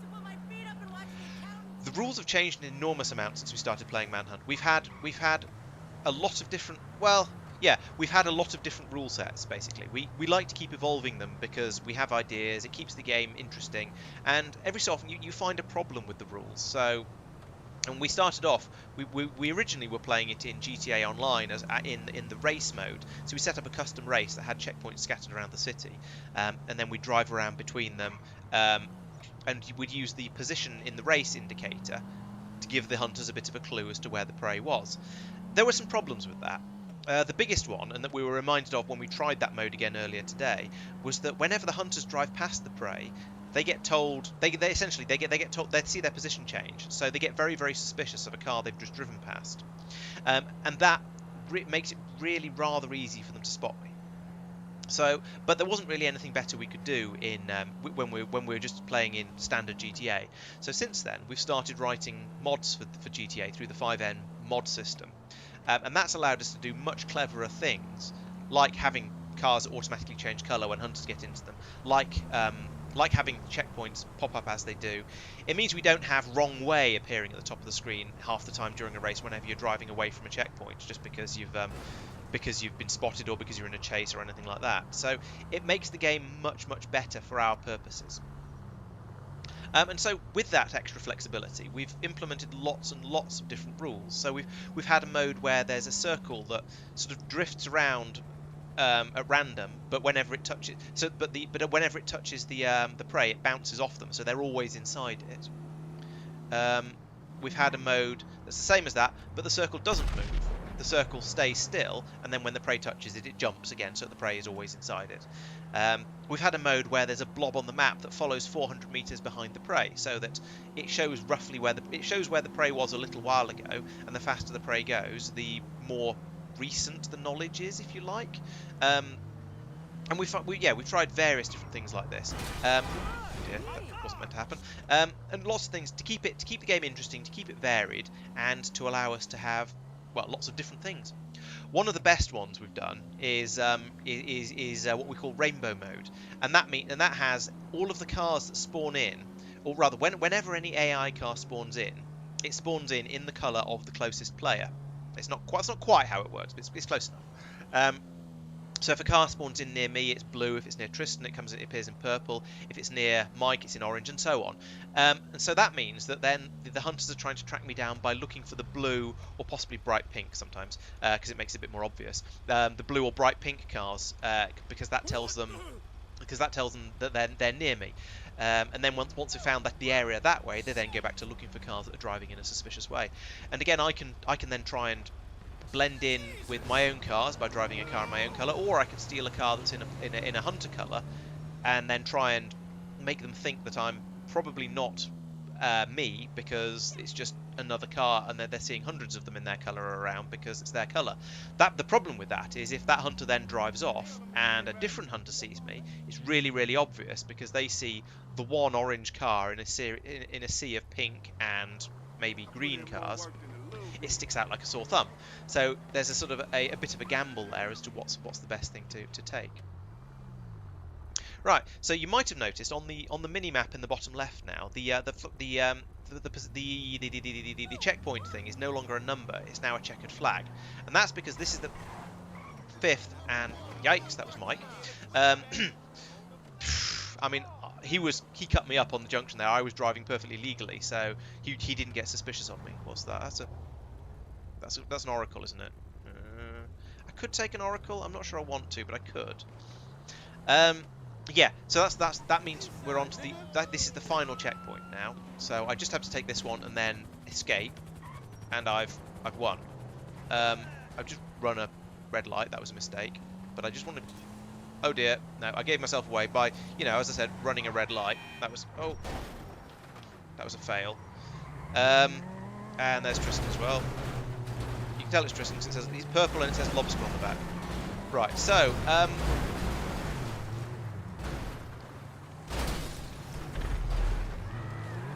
what? Why is Tristan not exploded? I haven't driven a sports car. Tristan should have exploded from that.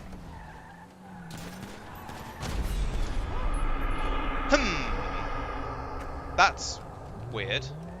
Something's not working properly. I'm a bit annoyed with that because it was so close to the end and I should have got away from that.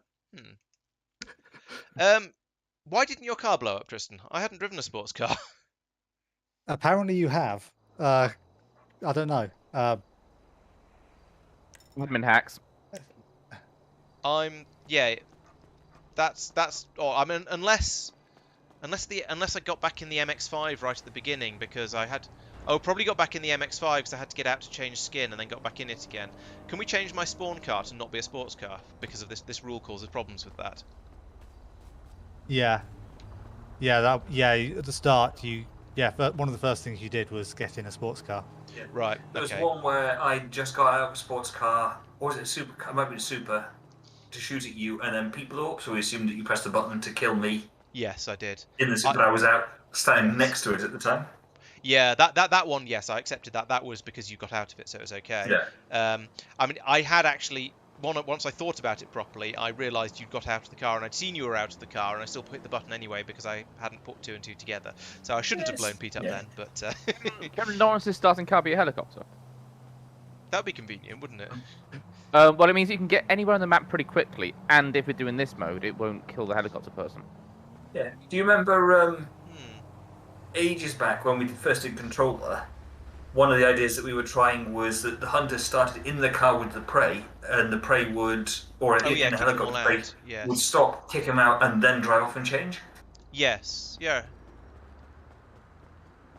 So that messes with the weapons stuff.